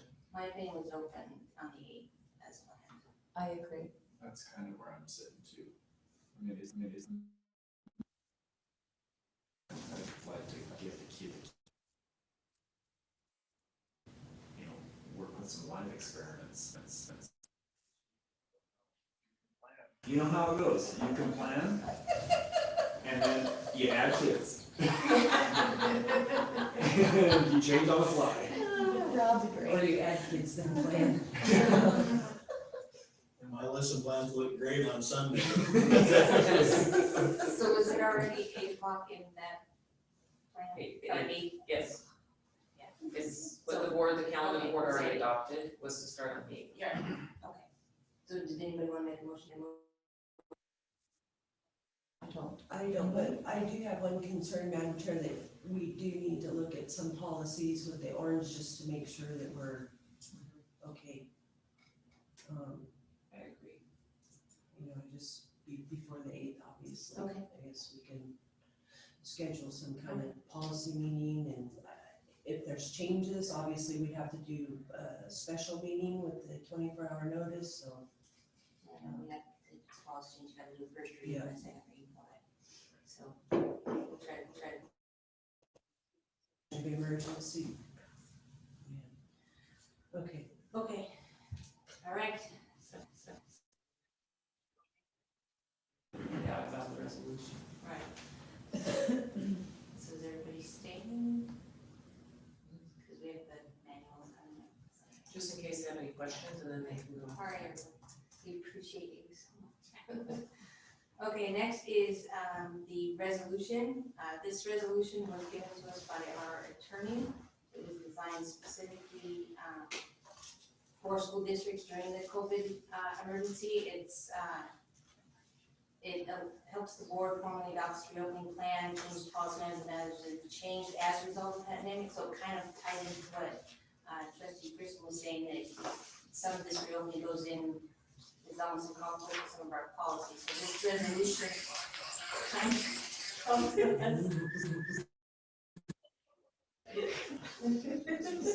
live on demand. Technology. Just for the 2-day in person, I mean, like instantaneously. Wow. Okay. I totally lost where it was. We're discussing the resolution. The reason for it is to cover us, because obviously we are in probably conflict with many of our policies. So this resolution was designed by the board attorney to give us some immunity, give us some leeway as far as our policy is concerned right now. As changes are made to the reopening plan and additional policies are amended, this resolution can be amended so that all permanent COVID-related decisions will be governed by this resolution. The board, the administration, and the public will be able to rely on this resolution and its attachments for guidance. Reference from the boards and terminate emergency action. And this is a template. But it's highly recommended by our attorney that we adopt this resolution.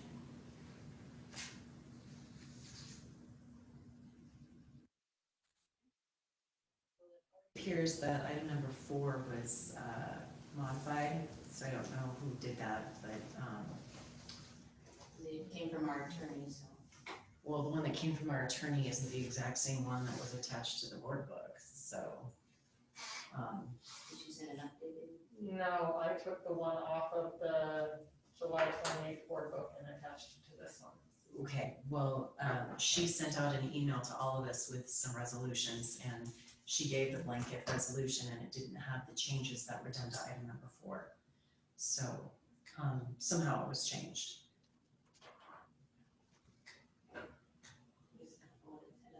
I don't know that I'm real comfortable with number 4. I wonder if maybe this needs to be tabled until we have a little bit more time to go over this, and maybe it's not so late and we can talk about this. That's my recommendation.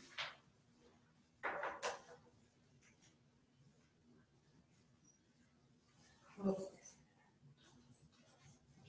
yeah, the whole, I mean, I'm not in favor of it whatsoever. It basically strips all power and authority from the board and hands it to administration.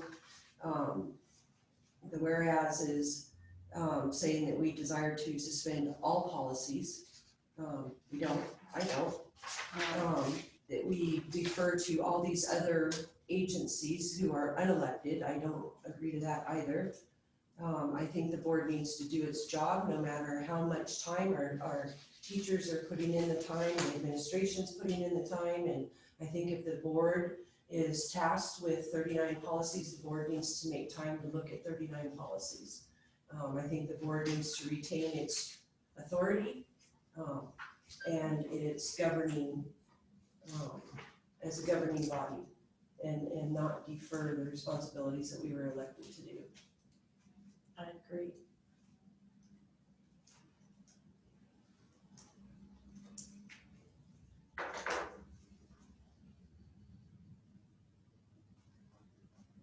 So are we tabling this and have the attorney come in and discuss this with us in person?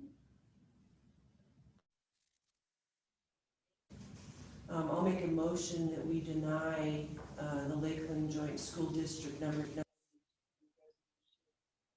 28, 2020 in response to COVID-19 emergency.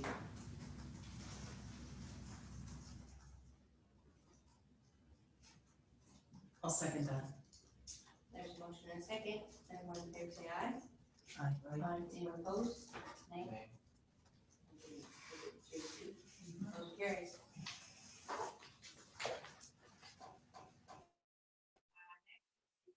Option, I think Brian's gonna speak to that real quick.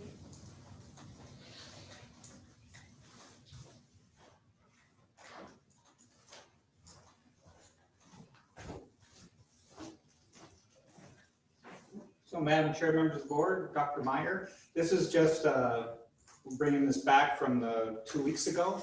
Just get some guidance from the board on how we might do facility use, and we did send some additional information after the last meeting that was requested. And so we're just here thinking for facility use for outside groups, depending on where we're at with what color we're in. So I'm just here for any questions? Surprise. I did not understand that our facility use is governed solely by our policy. And so now we're trying to make an adoption, in a sense, to policy without affecting the policy. Is that what we're doing? Most of our honestly, and procedure really is so I really were looking for guidance from the board, since facility use can become, you can get feedback from the community and it might come to you, so we're just trying to make sure that we're, as we're telling groups whether we can have them in our facilities, they're comfortable. So, as we discussed, if during the season we had closed basketball for our high school, but we were still in orange or yellow, for whatever reason, if basketball had to close for, let's say, Lakeland High, would we allow an AAU team to go practice? What's our sort of current procedures allow? We certainly, as administration, if you, I guess at some point, if you want us to just work that out as an administrative team, we're certainly comfortable, but sometimes I've seen these things come to the board level, so I'm just trying to be proactive. No, and I absolutely appreciate that. I guess what my question was is I didn't realize that we had policy that was governing facility use. And so in bringing this, I was trying to kind of understand if we're adding to policy, or, because, who knows if there's going to be other situations. Right. Our policy on facilities is actually fairly short, and then the 6 pages were the and procedures are technically, they're not policy, they're procedures. So it really isn't a policy. Right. Administration, often we can change those, since this is, again, can become, that's one of the few procedures we post on our website because it is something that people are very interested in. Right, and that I do understand. sense for Some of it's what one of these options we would recommend. right, or should we just stay with, I mean, I think that we can all, if we were in red, that if we're closed down, obviously we're gonna not have facility use in our buildings. I think it really comes down, I think, to optics. If our high schools aren't participating in a particular activity, following the Idaho High School Athletic Association, that decision would be a local decision. I mean, that is how the Athletics Association has written that. It is local, which makes sense for Idaho since we're so spread out, for sure.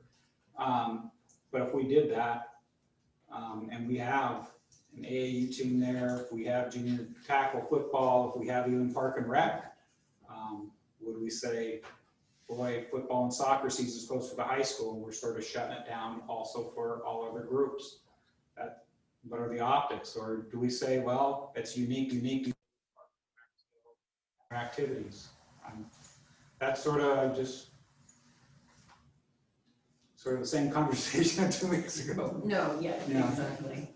I'm a little concerned with option one being that the only time we really enact anything is if we fall into red.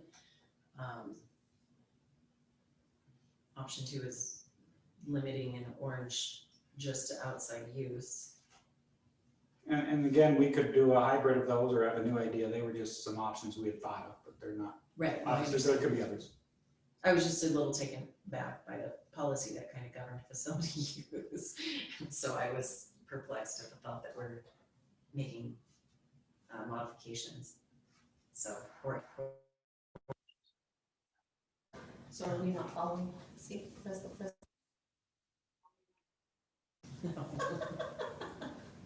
Okay.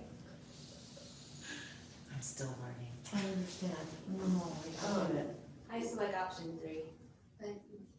For the public, it says, if we're in green, we follow regular facility use procedures. If we're in yellow, we follow regular facility use procedures. But for athletic events, we mirror what Lakeland and Timberlake athletic activities, what they're doing at the time. For orange, which is where we're opening, we follow regular facility use procedures. But for athletic events, we again mirror what high school activities, athletic activities are doing. Suspend all facility use, because if we can't use it, then nobody should be using it, because then they're coming together. But 3, I think, is good. With 4, when we get to orange, the limit facility use to the outside. If you have things going on outside, the weather can all of a sudden change positions. Thing for me. I like 3. I think it covers everything, but still follows what we're doing, because obviously our kids get first pick of what they do. Correct. If our kids aren't allowed to do it, then other kids, other groups shouldn't be in that facility either. That's kind of what I'm feeling. And this happens to be, this 4210P happens to be one of the 39 we need to address. Okay. We could, somebody could make a motion that when we address this 4210P, because they're all hyphenated or appended, with C for COVID, so for an easy undoing of all these policies when we get out of this disaster, we could just make a motion to move to choose option 3 be appended to or amended to 4210P when we do the policy, because it's gonna have to come back to the board anyways. Right. And I mean, if we're sort of in agreement that we agree on 3 and we can amend the policy, bring it to the board, say, okay. And but do you have groups that are like waiting to find out? We have not too many right now. We have groups that are currently using our fields. And so I'm not, and those have been approved right now, but if, you know, soccer was canceled or football was canceled, then we may, if you went with 3, then we'd call them saying, well, we're sort of shutting down that activity in Rathdrum right now. Obviously, if it wasn't shut down at Timberlake, it wouldn't affect the Spirit Lake groups. So that it really more affect really our 2 park and recs right now, and junior tackle football are really the 3 big groups that are happening right now. And it would obviously impact gym use as that starts ramping up as things cool down in the fall. But we don't have a lot of requests for gyms right now.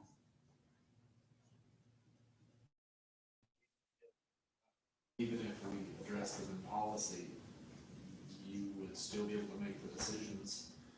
We're sort of in the procedure right now, you know, board, I mean, this really is, but because it's been my experience that when we get into community use and if we make decisions that groups aren't happy about, that often comes to your level, so at least we're having a conversation before that and we're on the same page, it's really there, but this is really more of a procedure, honestly, not really a change in policy. Which is the P, 4210P is the policy too. You know, so just when, I mean, we work collaboratively. If someone asks to use the high school or the junior high, I mean, our first call when it comes to the DO, we go to the principal, we ask, is this okay? Is it good? What do you have going on? We make sure we coordinate with them. And if they say, oh, it's open, and we move forward then with those steps. We definitely, but if we know that at the high school they are shut down, then we'd say, well, we're sorry, it's not available because we're in status. And then if they said, well, I'm going to go to the board, at least you'd say, well, we have had that conversation.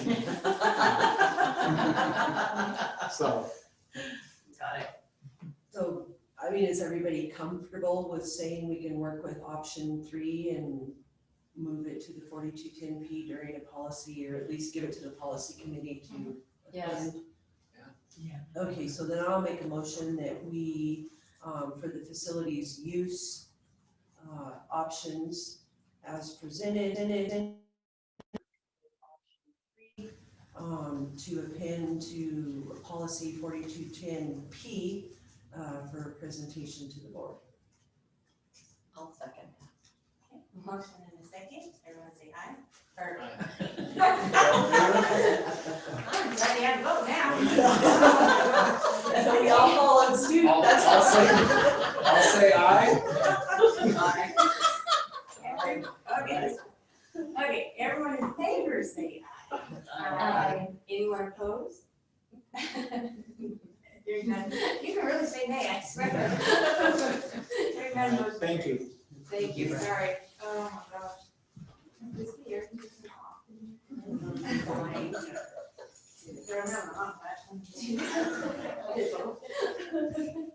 Okay, next is for the maximum allowable student bodies within a classroom will be 16 for elementary K through 6 and 20 for secondary 7 to 12. This motion was, or this action item was brought to us by Trustee Thompson.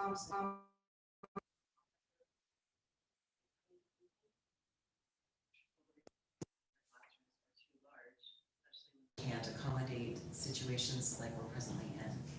So, but how would you accommodate 16? How would you pay for that? How would I pay for 16 students? Well, yeah, because we can't fit 16, so we need schools, we need teachers. I understand that. Chairman, the biggest thing is I think this needs to be addressed. We really need to look at this. We need to look at what our buildings are at. We need to look at, there's a whole lot that needs to go into this. I didn't want it to be ignored. And I did agree to go into the same problem, but I don't think that's the solution for managing class sizes. So I am willing to table this if we want to look further into it, given the length of time that our meeting is running and there is still going to be more. But it's something we need to look at not the appropriate time to do that. So I would say probably, to, if something like that, it looks like that would be policy setting, so we have to make sure that we did that appropriately and have like a first read, in public, to set someone.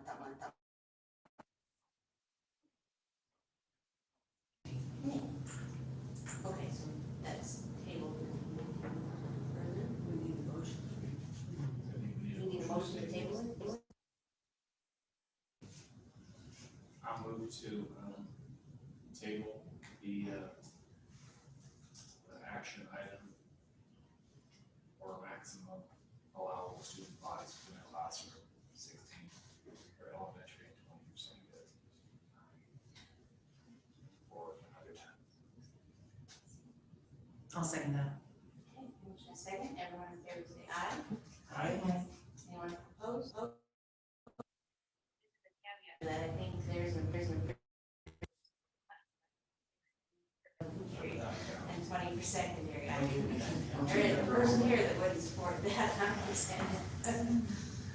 Next is, we have to approve all school handbooks.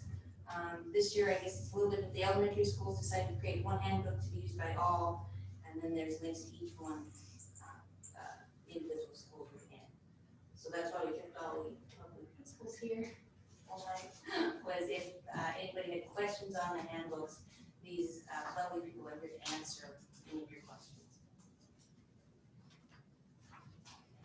Lots of questions. I don't really have questions, but I do, based on the changes that we did in the edits, I think it's Mountain View has the levels of operation during COVID pandemic. We need to change that to reflect 5 days instead of 4. So if there's any of those in the manuals, we can make sure. Your crystal ball wasn't working.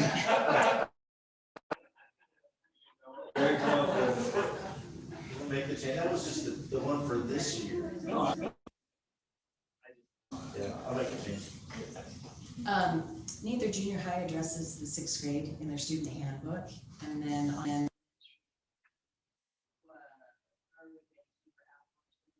knowledge 6th grade, John Brown and Spirit Lake do not. So the 6th graders that are going to the junior high, somebody needs to acknowledge them, and I would assume it would be the junior highs. So that needs to be revised in the handbooks, because the 6th graders are in limbo, and I don't think that's fair. It's at both junior highs, it's not just yours. Just so you know. I would do it wrong. And it's not wrong, it's a new adventure, and you know, who all knows where the 6th graders are going.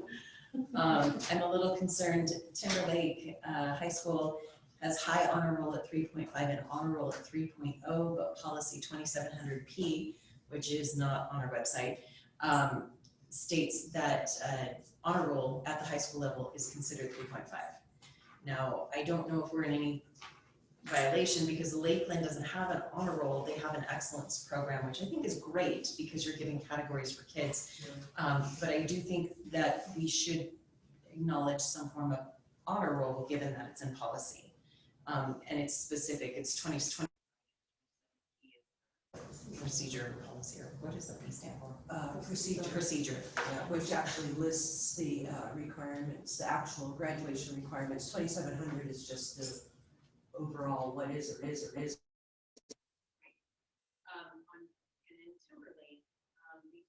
That lockers will not be issued due to the circumstances, but Lakeland doesn't. They imply that lockers will be issued. So I do. With our books, either we're putting COVID language in, or we're not, and we're just saying, you know, see us if you don't get your locker or whatever. And then I appreciate that Timberlake spells out a lot of things. They don't refer to district policy. The books that do refer to district policy, I do think they should be listing the policy number. and it's specific to suspension and truancy, so if you could tie that back in, I think that would, I think that's the least we could do for parents, in, especially in trying to maintain some uniformity. Where was I was interested on Timberlake Junior High. Their orange COVID bell schedule goes through 6th, but the yellow goes through 7th. Are we losing a period when we go from yellow to orange? Do we know? I know Mr. McDougall's not here, I think he's but available. is he? I was just curious. I thought that was, I didn't understand. So, Trustee Thompson, Yeah. in yellow, Uh-huh.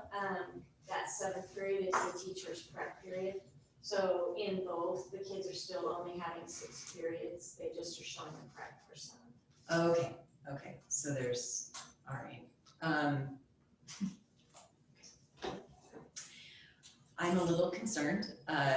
Timberlake Junior High offers promotional guidelines of 11.5 credits per year in classes, but Lakeland Junior High offers promotional credits of 10.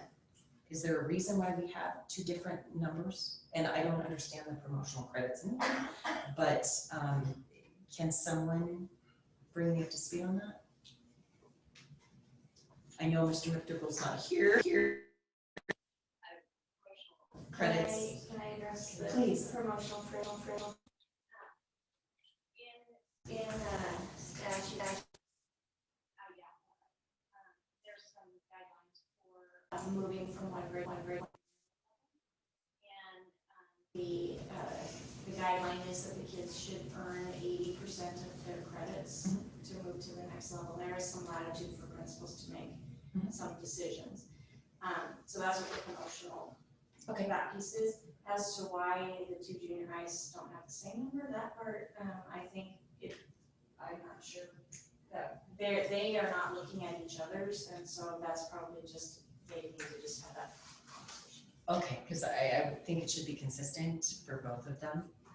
The only thing I could offer, maybe you could speak to this, is sometimes our periods, and I'm not sure this would be what my assumption might be, and not good to assume, but sometimes we offer different periods. If they are offering 2 electives and we're only offering 1 elective, then the credits would not equal based on what they're. Timberlake Junior High typically offers 7 periods, where Lakeland Junior High offers 6. Okay. So if they're looking at the 80%, that might be where the difference is. And we offer like a homeroom class in place of a 6th period, which we do a lot of social emotional, different types of lessons, and so we're not offering a credit to that class off the class. So then if a child transfers, say parents move from Rathdrum up to Apple, and they transferred from Lakeland Junior High to Timberlake Junior High, are they disadvantaged for coming from a 10 to an 11 and a half? Okay, okay. As long as it works for the kiddos, if that has to Again, it's a happen. guideline, so the principals do have latitude to make decisions about whether or not they're gonna allow that promotion. Okay, that sounds good. Thank you.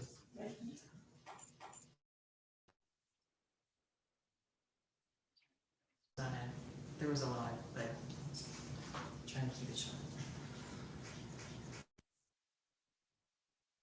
Okay, so there will be a motion to approve school handbooks with the recommended corrections. And if you have more, you can try to email Chrissy with those and she can make sure those happen. Is that acceptable? I have a lot of questions about a lot of the language that's in here, and I know it's late. I know we have to have these done, so I'm not sure how to move forward. I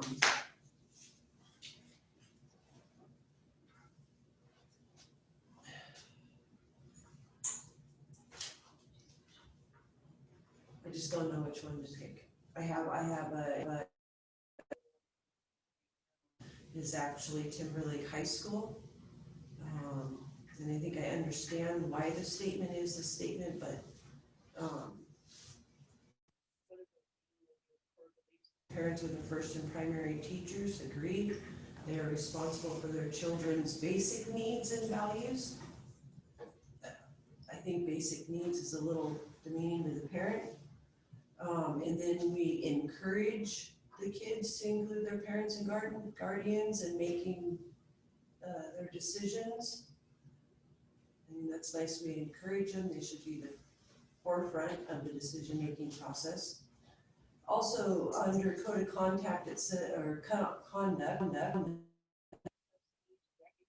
the need for individual schools and teachers to formulate and enforce additional rules and regulations that will supplement the board's policies.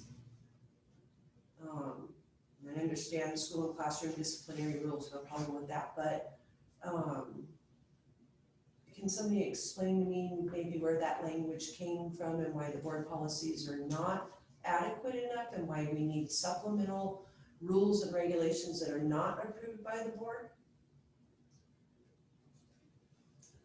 Trustee Grissom, you're looking at Timberlake High School? I am, yes. So at Timberlake High School, like all schools, we're very proud of a lot of things that have established. So for example, we have a hat policy there that our staff and our veterans and our community is adamantly, they want that. And that's not something the board mandates. So that's an example of something as a community and the staff that they've just bought into.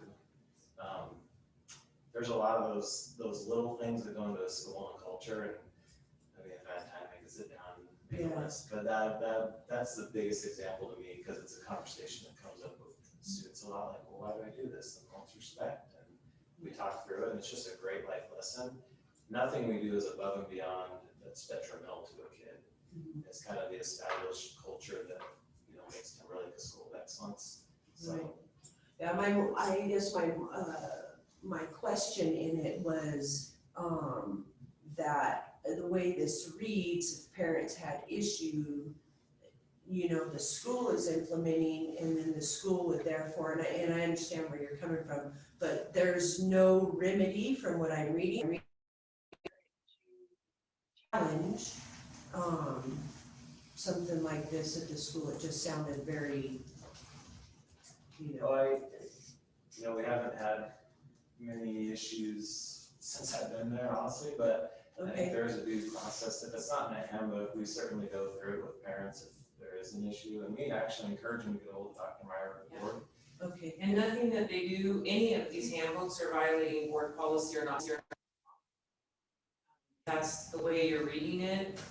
I've never had a question in the last 4 years, nor have I think Ms. Sexton has, about anything that's violating or going against board policy. That's definitely the backbone of it, but just them to be able to have the latitude of things individual to their culture, I think is what they're talking about. Yeah, and I didn't know how to interpret it, that's why I asked that question. About the student and encouraging parent interaction, we have a lot of students that are 18 or emancipated or homeless.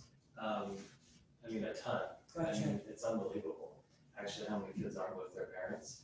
And so, you know, I can give you a prime example. Last January 22nd, I had a senior walk in and said, I'm dropping out, I'm done. I fought with my parents, I'm not doing it.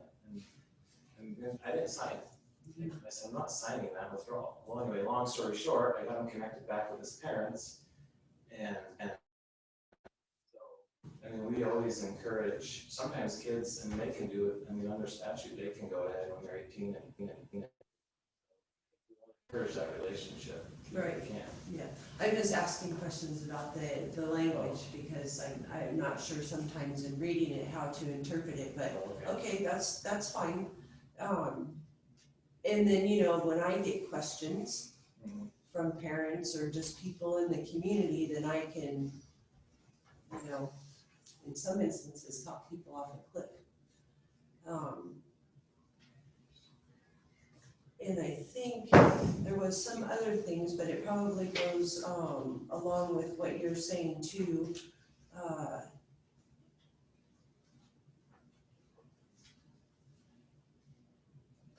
And I wasn't particularly picking on yours, I just happened to be paying more attention and when I read it. I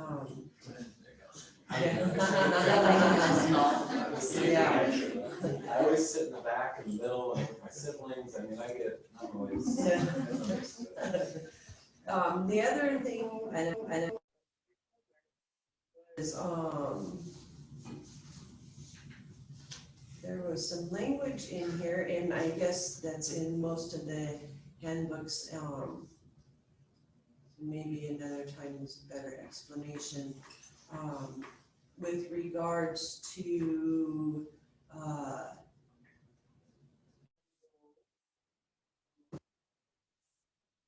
children students with perceived, or maybe knowingly,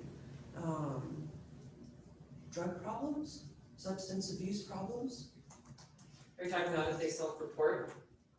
No, it didn't say that. It said,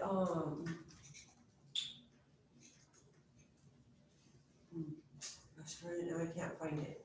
So I had it highlighted, but, it had to do with, getting them treatment, signing a contract, and approved. I just didn't know who was deciding what was approved treatment facility and not approved treatment program, those types of things, like who's under discipline who makes that decision? on page 30. Page 30? Yeah.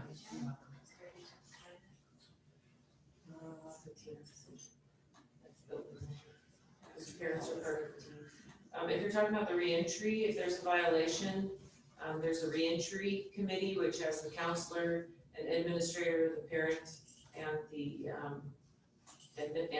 student, and there would be a reentry contract, and they would determine as a team what is the best support they can provide the student. Mm-hmm.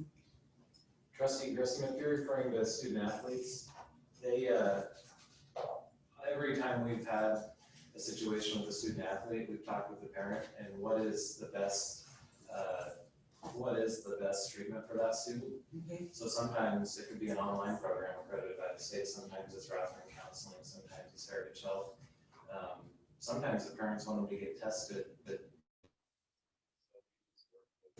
the parent on what's the best for that student. So who's making the decision program that this student needs to enter this program? How is that reached? I mean, what's the flow chart methodology? I mean, how are we coming to that decision? That's a team decision and it's individualized, so the student's there, the parents there, a counselor and an admin, and then could be the coach or the AD. Okay. And if the athletics are involved. But we have other reentry programs that aren't just with athletics, and the team comes together and decides. They have a private confidential discussion, and then those decisions are based on what's best for the student. Okay. It's very individualized thing for each student. I do have, sorry guys, I have another question. Who is the Lakeland Activities Council? The Lakeland Activities Council? Yeah, it was mentioned in the handbooks underneath all that stuff, and I didn't know who they were or what they function. I mean, who are these people? We don't know. Okay. Can you tell me which, It's in, it's in the Timberlake again. Page 31. Yeah. I should have just started board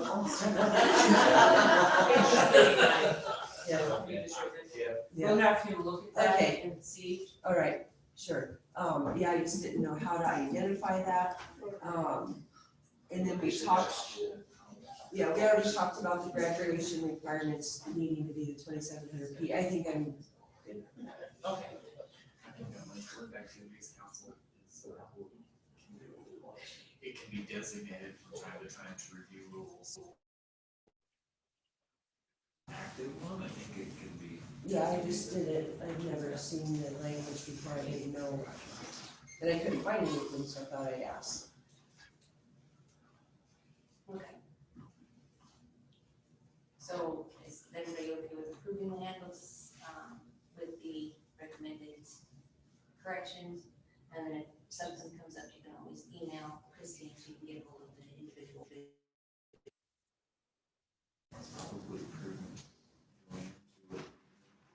So the books that refer to district policy without a policy number, but then there's books that actually spell it all out, what are we doing?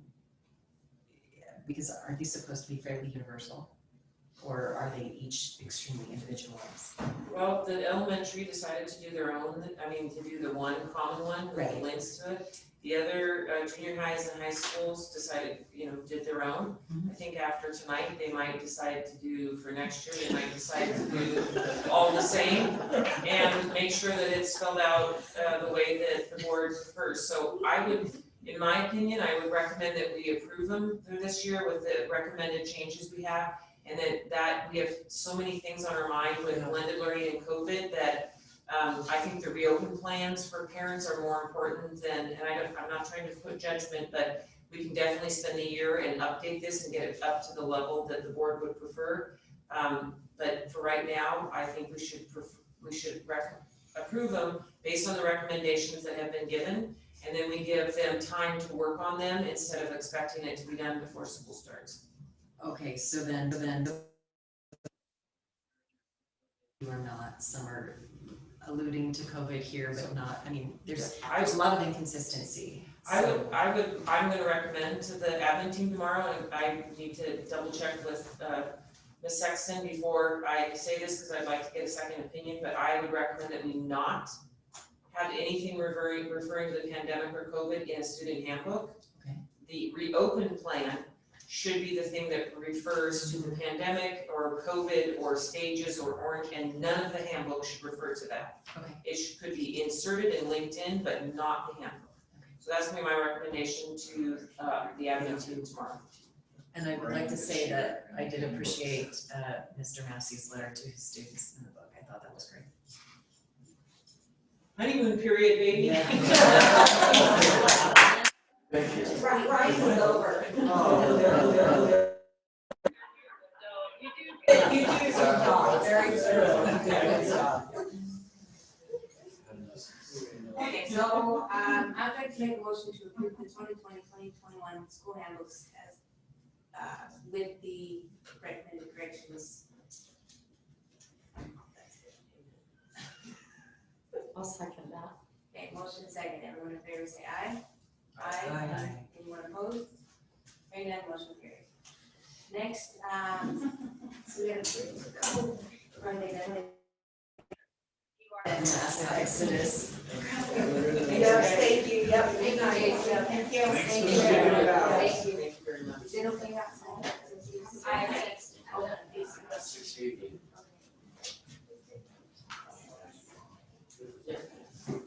Thank you. Congratulations. Thank you. Thank you.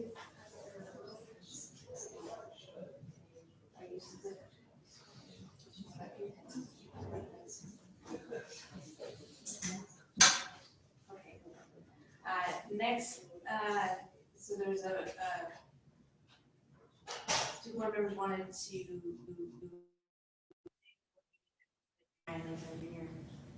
different junior highs. Oh, I can't talk anymore. To allow for public attendance and participation. I can't remember. I was one. Okay. I was another, I think it'd be a good idea. I am okay tabling it if we need to, since it's such a long night. Okay. I don't know about you. We want to know kind of why the junior high. I just figured they had, I know that Timberlake has had a lot of input, or community has donated technology things. And I just thought that their gyms, from what I could remember, were, maybe technology was better available there. I checked with the tech, and because of the churches that have had prior facilities used, I checked with the tech, and they said if we could do them at the high schools, the technology and the screens are already built in. If we could do that at a lot less personnel power to set it up and stuff, if that was acceptable. Okay, and then is this going to be a substitute for streaming, for live streaming then? I don't think it would be a substitute. I've had feedback, we've had emails and text messages, people want to come in and they want to know why they see all these other people in, but they can't come in. So I was like, well, we own all these buildings, then we'll meet in a gym. Well, then to just, in the past, we always had one board meeting every month in a different school, hoping that we can get that attendance up to board meetings. The COVID thing has drastically changed how many people wanna participate, because normally there's nobody here. Right. And we go to different schools, and the schools would put on great presentations, it was wonderful, they had kids there, but nobody would show up. Right. And it just got to be exhausting. We're open for that night, you have to have custodians come in after we're there, so it kind of adds a burden to the principal. So I'm a little leery right now with COVID about adding that to the principal. I think, I don't see why it's a bad idea, I think the high school,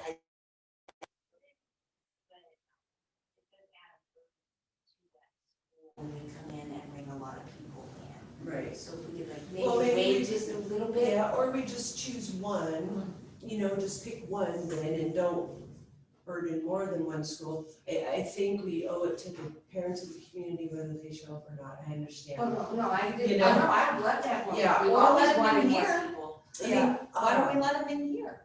We can. Yeah. We always did, it's just nobody would ever show I just up. needed the principals to be Oh, able to sure, answer your tonight we questions couldn't. tonight. Yeah, but No, maybe normally we have. what do you think about that?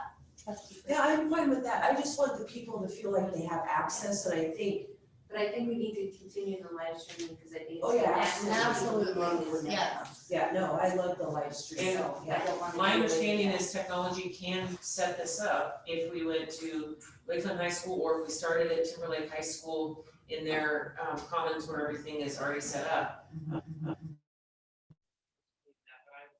If the board so desires. I think maybe we let people know they can come here, and then if we outgrow this, then we look at a school, because it sounds like it's really gonna inconvenience people and make extra work for principals, which we don't wanna do that. Like, Not. they already work hard enough as And it we is, and. We could try to implement again maybe that, going to different schools and see if maybe there is more, Yeah. you know. And the board too, I don't want to make the board have to run all over either, but I just. Yeah, but it was kind of, it was, I did enjoy going to the other schools, because it was fun that nobody'd show up. Right. And it, More attention now. right. So. All right. Thank you for that, engaging in that conversation. So That are was you great. okay with tabling Yes, that for now? yes, yes. I want Yes. to visit that definitely, but I think. Yep, I'm fine with that. I don't Yes, have any me problem too. with tabling it. Okay.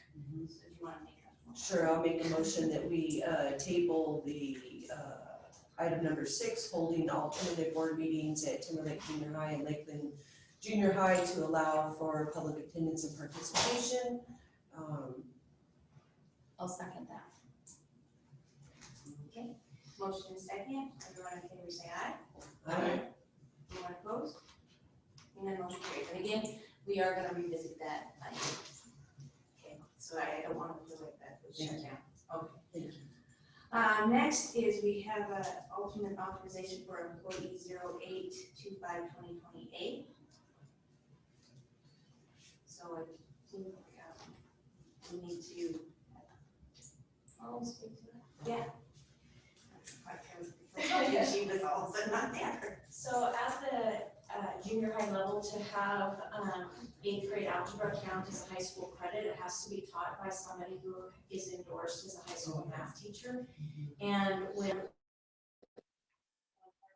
Lakeland High School retiring, and then the current last year's 8th grade algebra teacher moving up to the high school to fill that position, we don't have a teacher in the building who has that endorsement.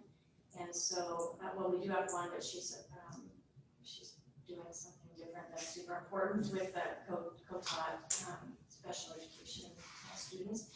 And so we do need somebody to have that endorsement to be able to teach it. So that would be the request. Discussion? I just had a question. So when we authorize these alternative or approve these alternative authorizations, that's an indefinite thing. Can they always carry that ability or? No, they have a 3-year time, if they have to have a mentor, they have to pass the praxis or whatever it may be. Oh, And then gotcha, okay. Brooke actually keeps on it and talks back and forth with the certification office. Okay, I wasn't So sure how that worked. it's not on indefinite. But it just sort of gets us out of the crunch. Yeah, so that we get funding for that teacher, and they have that alternate route they have to do. Okay. But then They're we're on the actually. clock. They're on the clock. Yeah, they're on the clock. Well, we're walking them up to their certification then. Yes. Okay. And we have had in the past 4 years, there has been people that haven't, Brooke and I met with a teacher that did not meet the deadline.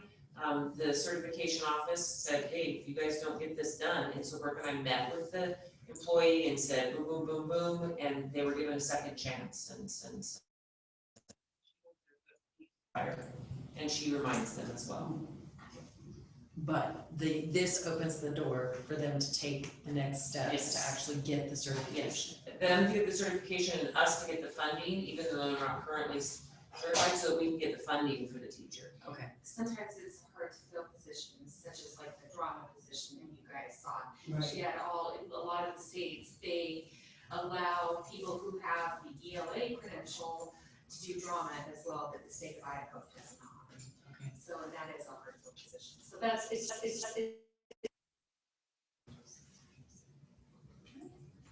So I move to approve alternate authorization for employees. What's that? Nothing.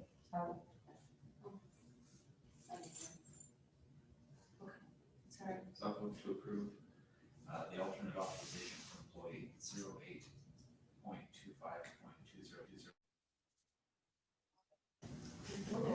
That was time.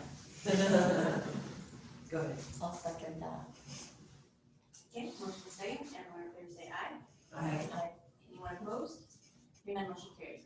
Next is to approve denial to release certified employee 0825-2020B from their contract for the 2020-2021 school year. Can I ask why this is not being brought up in executive session?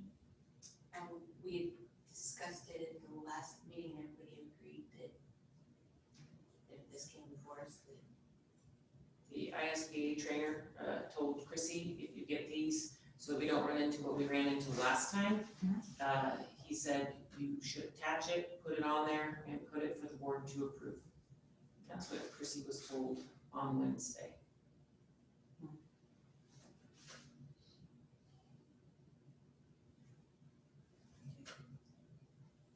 I'll make, certified employee, 0825-2020-B from the contract for the 2020-2021. I'll second that. a motion and a second, everyone in favor say aye. Aye. Anyone opposed? Hearing none, motion carries. Okay, on to discussion items, so I had notes, but, I think it was.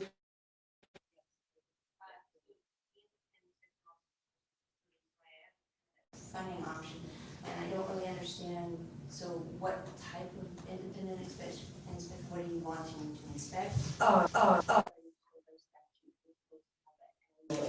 Inspection of all the facilities. So that's sort of what, I know we do an inspection, and I didn't know like when the last time, if we ever had an outside independent inspection or. The state inspector comes in every year and inspects all of our schools. I wasn't, the Idaho statute requires us to do it, and so I didn't know. Now that we're rolling into this new school year on top of everything, like we need to add something to the list. I just wasn't sure if we need this, how we need it, I can't know that they come in. So, okay. you know? Do we receive reports on that? When they do Yeah, that? and we also have the fire inspector inspects each building as well, the fire marshal, so, yeah, we have that. And certainly Mr. Wallace can get that, those from Mr. Ferriola and send them to the board if they want to see those. When is that done? When, I mean, is it random or is there like? Yeah, they have, For the fire marshal, the random. yeah, everything's random because they don't give us a heads up. For the school safety, it is once a year, and they do give us a report. And I think we shared that past. Yeah, I think so. So is that kind of, that's enough for you? Okay. Yeah, I just wanted to know if, how, and when we were needing that, and, all those types of things. I just had questions about it. Next was the source of strength program. So I contacted the program director, and then we got a hold of the founder. And it is, as he said, states, there's a program it's not curriculum, so that's why it doesn't come to the board for approval. Yeah, I was just concerned, when we got the presentation and everything that I had read on it, and they do refer to it as curriculum, and I have no problem with the intervention program, obviously. My concern is that I didn't know how much familiarity that the parents had with the program, other than being told it was an intervention program, because actually the practices being taught in it are Buddhist and Hindu practices. And if the parents are all right with us teaching their children Buddhist and Hindu practices of mindfulness and everything else, I mean, even down to the colors that we follow are right along with all the chakras, and I want to make sure that the parents understand what this is, and that they're fine with that. And they did refer to it as curriculum. They laid out lesson plan, like a little scope and sequence, and how it's taught and what you do. And I do know that there are other school districts in the nation that are having issue with these types of, or portions of these types of programs, not the intervention, but the method in which they're teaching the meditation and all that. And all I could think of when I read through this, outside of being familiar with it, was I just kept thinking of Kyle Odom, who shot Pastor Tim Remington, and his testimony over and over.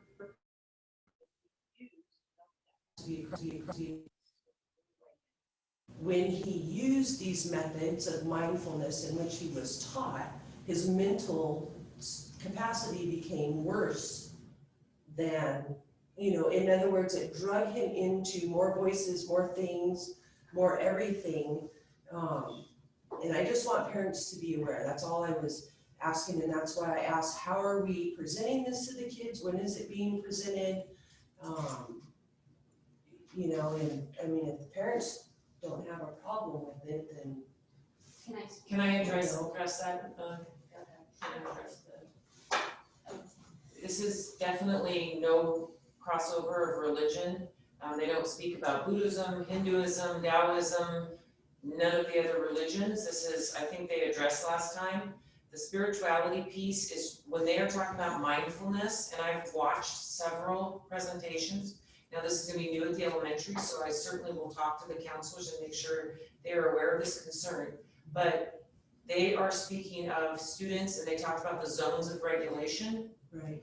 The students to be aware of what's triggering in their body. It's not mindfulness in a spirituality religion way. It's mindfulness of, I'm starting to get angry. Where am I feeling in my body? Oh, my heart.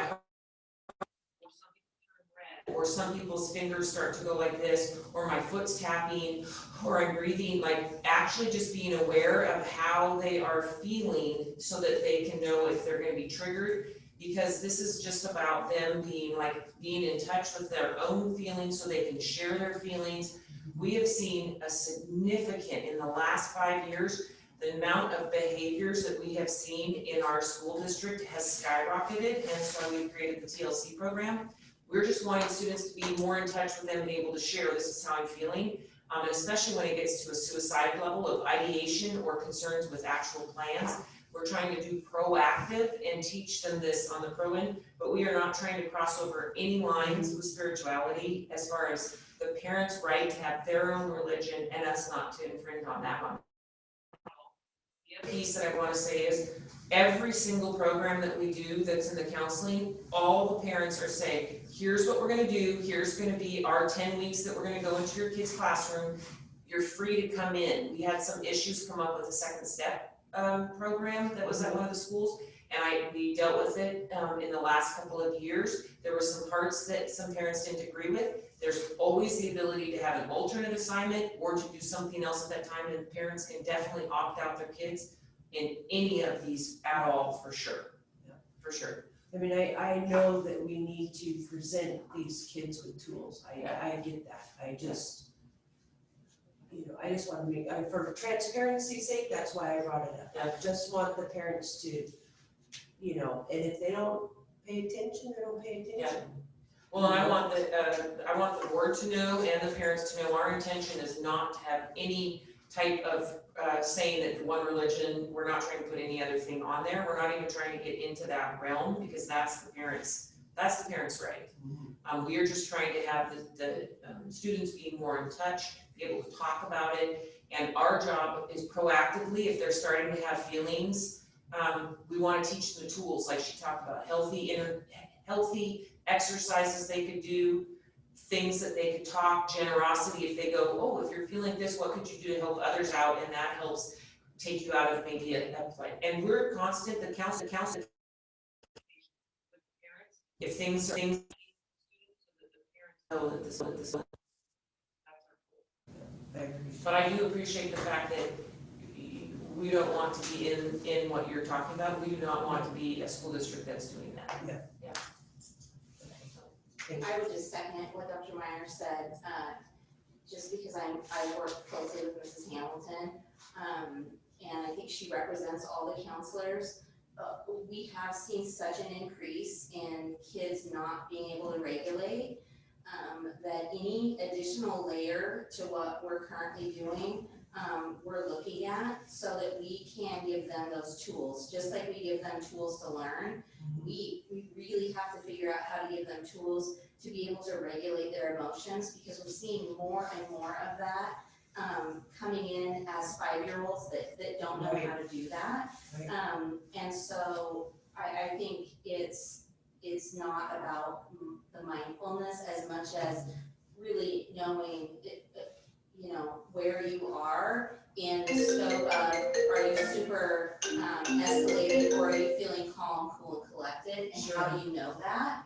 And helping kids know that about themselves is, I think, what the mindfulness is speaking to, more than on our religious, because we're not going into that realm at all. Right. So. Yeah, and I knew that. I knew that you weren't transitioning there or trying to bring that up, but unfortunately, the program itself, its basis is in that. So that's all. That was my only thing, was just for transparency's sake. Well, and I said I wanted to talk about it just for this exact reason, so we could have a discussion about it. And I think that it's really important, like you said, that those kids have that tool. So I'm glad that that's there for them, and I think that that transparency is good as well. So thank you for letting us have that discussion, because it's important that kids have that, and I would never want to take that away from them. And I will make sure to talk to the counselors and follow up. And if the board does hear any feedback from parents, I would ask that you please refer them to me so that we can call and talk to them and have them look at the program, so that there's not, so we remain very transparent and show them this is what we're covering and why, so they don't think we're trying to do anything. Yeah, because I really respect the fact that that is the parents' right to be, that's not our place in public education. Thank you for making that a priority for those kids. I think it's a big deal. Lakeland Junior High repairs update.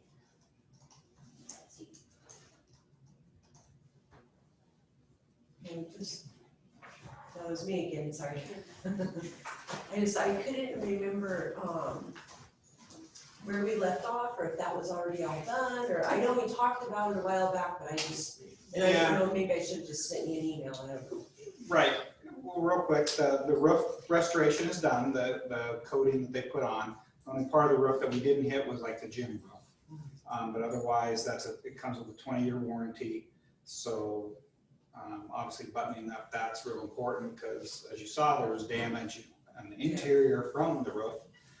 That was fixed, so that's been fixed as far as the drywall and the sheetrock, and the plastic was on the walls and the ceiling tiles and from the drop ceiling. So that's been replaced, and we did buy some extra of the drop ceiling tiles that the custodians are replacing as time allows. So they're doing that.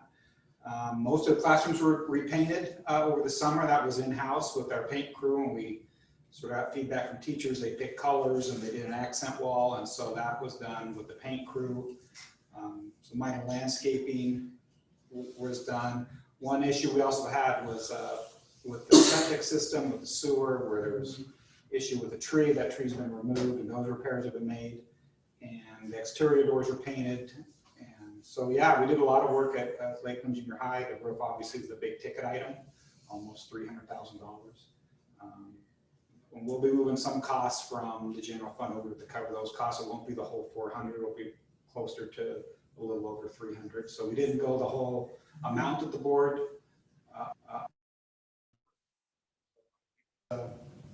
That was good, so.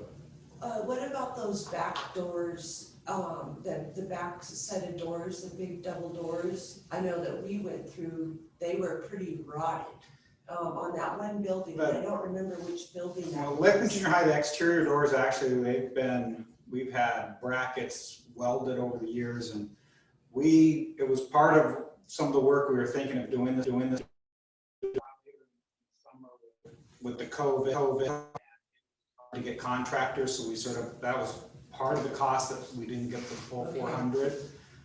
That is something that we'll have to look at that building at some point, is actually we'll have to reframe the whole thing and order new doors. Off the top of my head, I think it's $8,000 to $10,000 for the exterior doors like that when you start doing that. But we'll have to start looking at some of those, but we did defer that. Most of that was, some of it was timing, and we didn't get the work. If you don't get it scheduled quick, the contractors, even with COVID, they're busy. Yeah.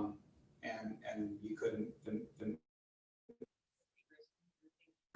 back where the band and choir room is, and we went out the walkway. I think so, yeah, whatever those two doors, they were pretty.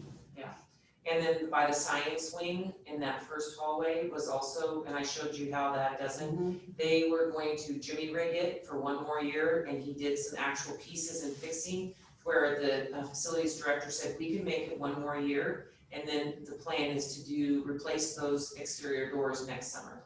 But there's definitely, that building is showing age. Right, yeah, absolutely, okay. And the principal is here if she wants to give any feedback to the board. Sure. Like he said, we painted a lot of classrooms, we've done a lot of things to just spruce it up, so it does look really great. There are definitely some pieces that are limping for the next year, and our fingers are crossed that those are some things we can get taken care of, just because, it does create a safety issue when doors aren't shutting, and we're training our staff to make sure we pull those tight, but if you just kind of are dismissing kids and walk out, and there could be some. The building is definitely clean, classrooms look great, walls were painted. Our exterior doors, just painting those like the Lakeland green really make it pop, so it looks pretty. There's just some things that we probably need attention to over the next year to make sure that we bring it up to where it needs to be safe. Okay, thanks. Okay, that brings us to board member for future agenda items. Well, actually, I do have a discussion item. I know it's not on the agenda. Am I allowed to say, because it actually should have come up back when we were discussing the plan. There was some concern submitted by bus drivers. Be able to maintain their hours in a four-day work week so that they can keep their insurance. Because that's a concern, and it was sent in the email, and it was on the thingies that, it didn't come just to me or to us, it was on the,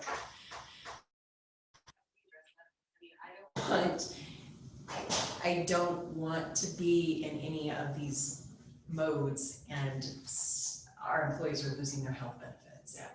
No, we are definitely not at this point going to release anybody at all. What we did last spring, we haven't discussed it in particular, but what we did last spring is that the bus drivers helped with food distribution, they helped with food preparation, they helped with grounds. So I went out, 2 out today helping with grounds. They did trainings, they did online trainings, and they made up, the bus drivers more than made up for their hours that they had. Okay. We also, I will say, we also have to take in mind that there will be some students with disabilities who IEPs will require them to come more than 4 days a week, that there will be necessity to have some of that. Also, we did take some information back and forth to families that were economically disadvantaged and needed us to run stuff out. So we kept them very busy. Okay, so what I hear you saying is, regardless of whether we're orange or yellow or even red, that if the bus drivers aren't able to accommodate their hours needed by driving buses, We have.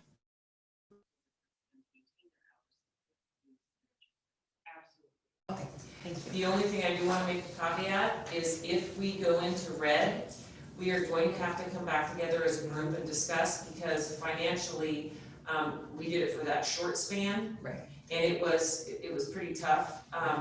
We did a really good job, not all the other districts. I was very proud of this district for what we did to maintain our benefits for our staff, because it's really important to us in this district. But if that happened right away, that all of a sudden we were in red, we would, as a board, we would need to come back and discuss the financial implications of not just bus drivers. No, I understand that. Yeah. But it was just a neat. And I don't wanna get into the weeds, but I just wanna say one example. One thing that we've thought, we have lots of options for bus drivers. Another option we've talked about is we're gonna need students that need some assistance, being able to help with bus drivers. We have a lot of other tasks that will be on, that we might need help with, that we've kind of started a whole big list with that we'll be able to cover, so. Okay.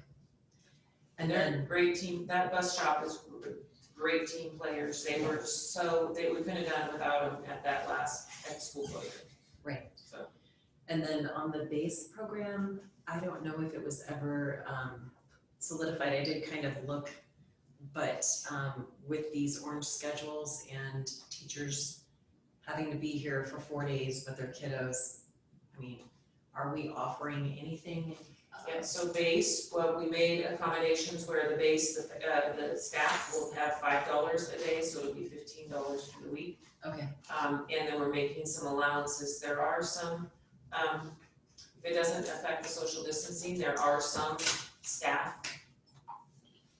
their own biological students that are at the age and the appropriateness where they could actually be in the classroom with working on their stuff. And I'm gonna make family first, and I'm going to make allowances for that.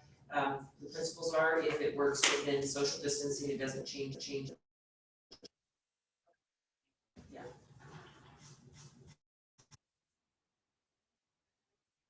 That's it. Okay. Board member input for future agenda items.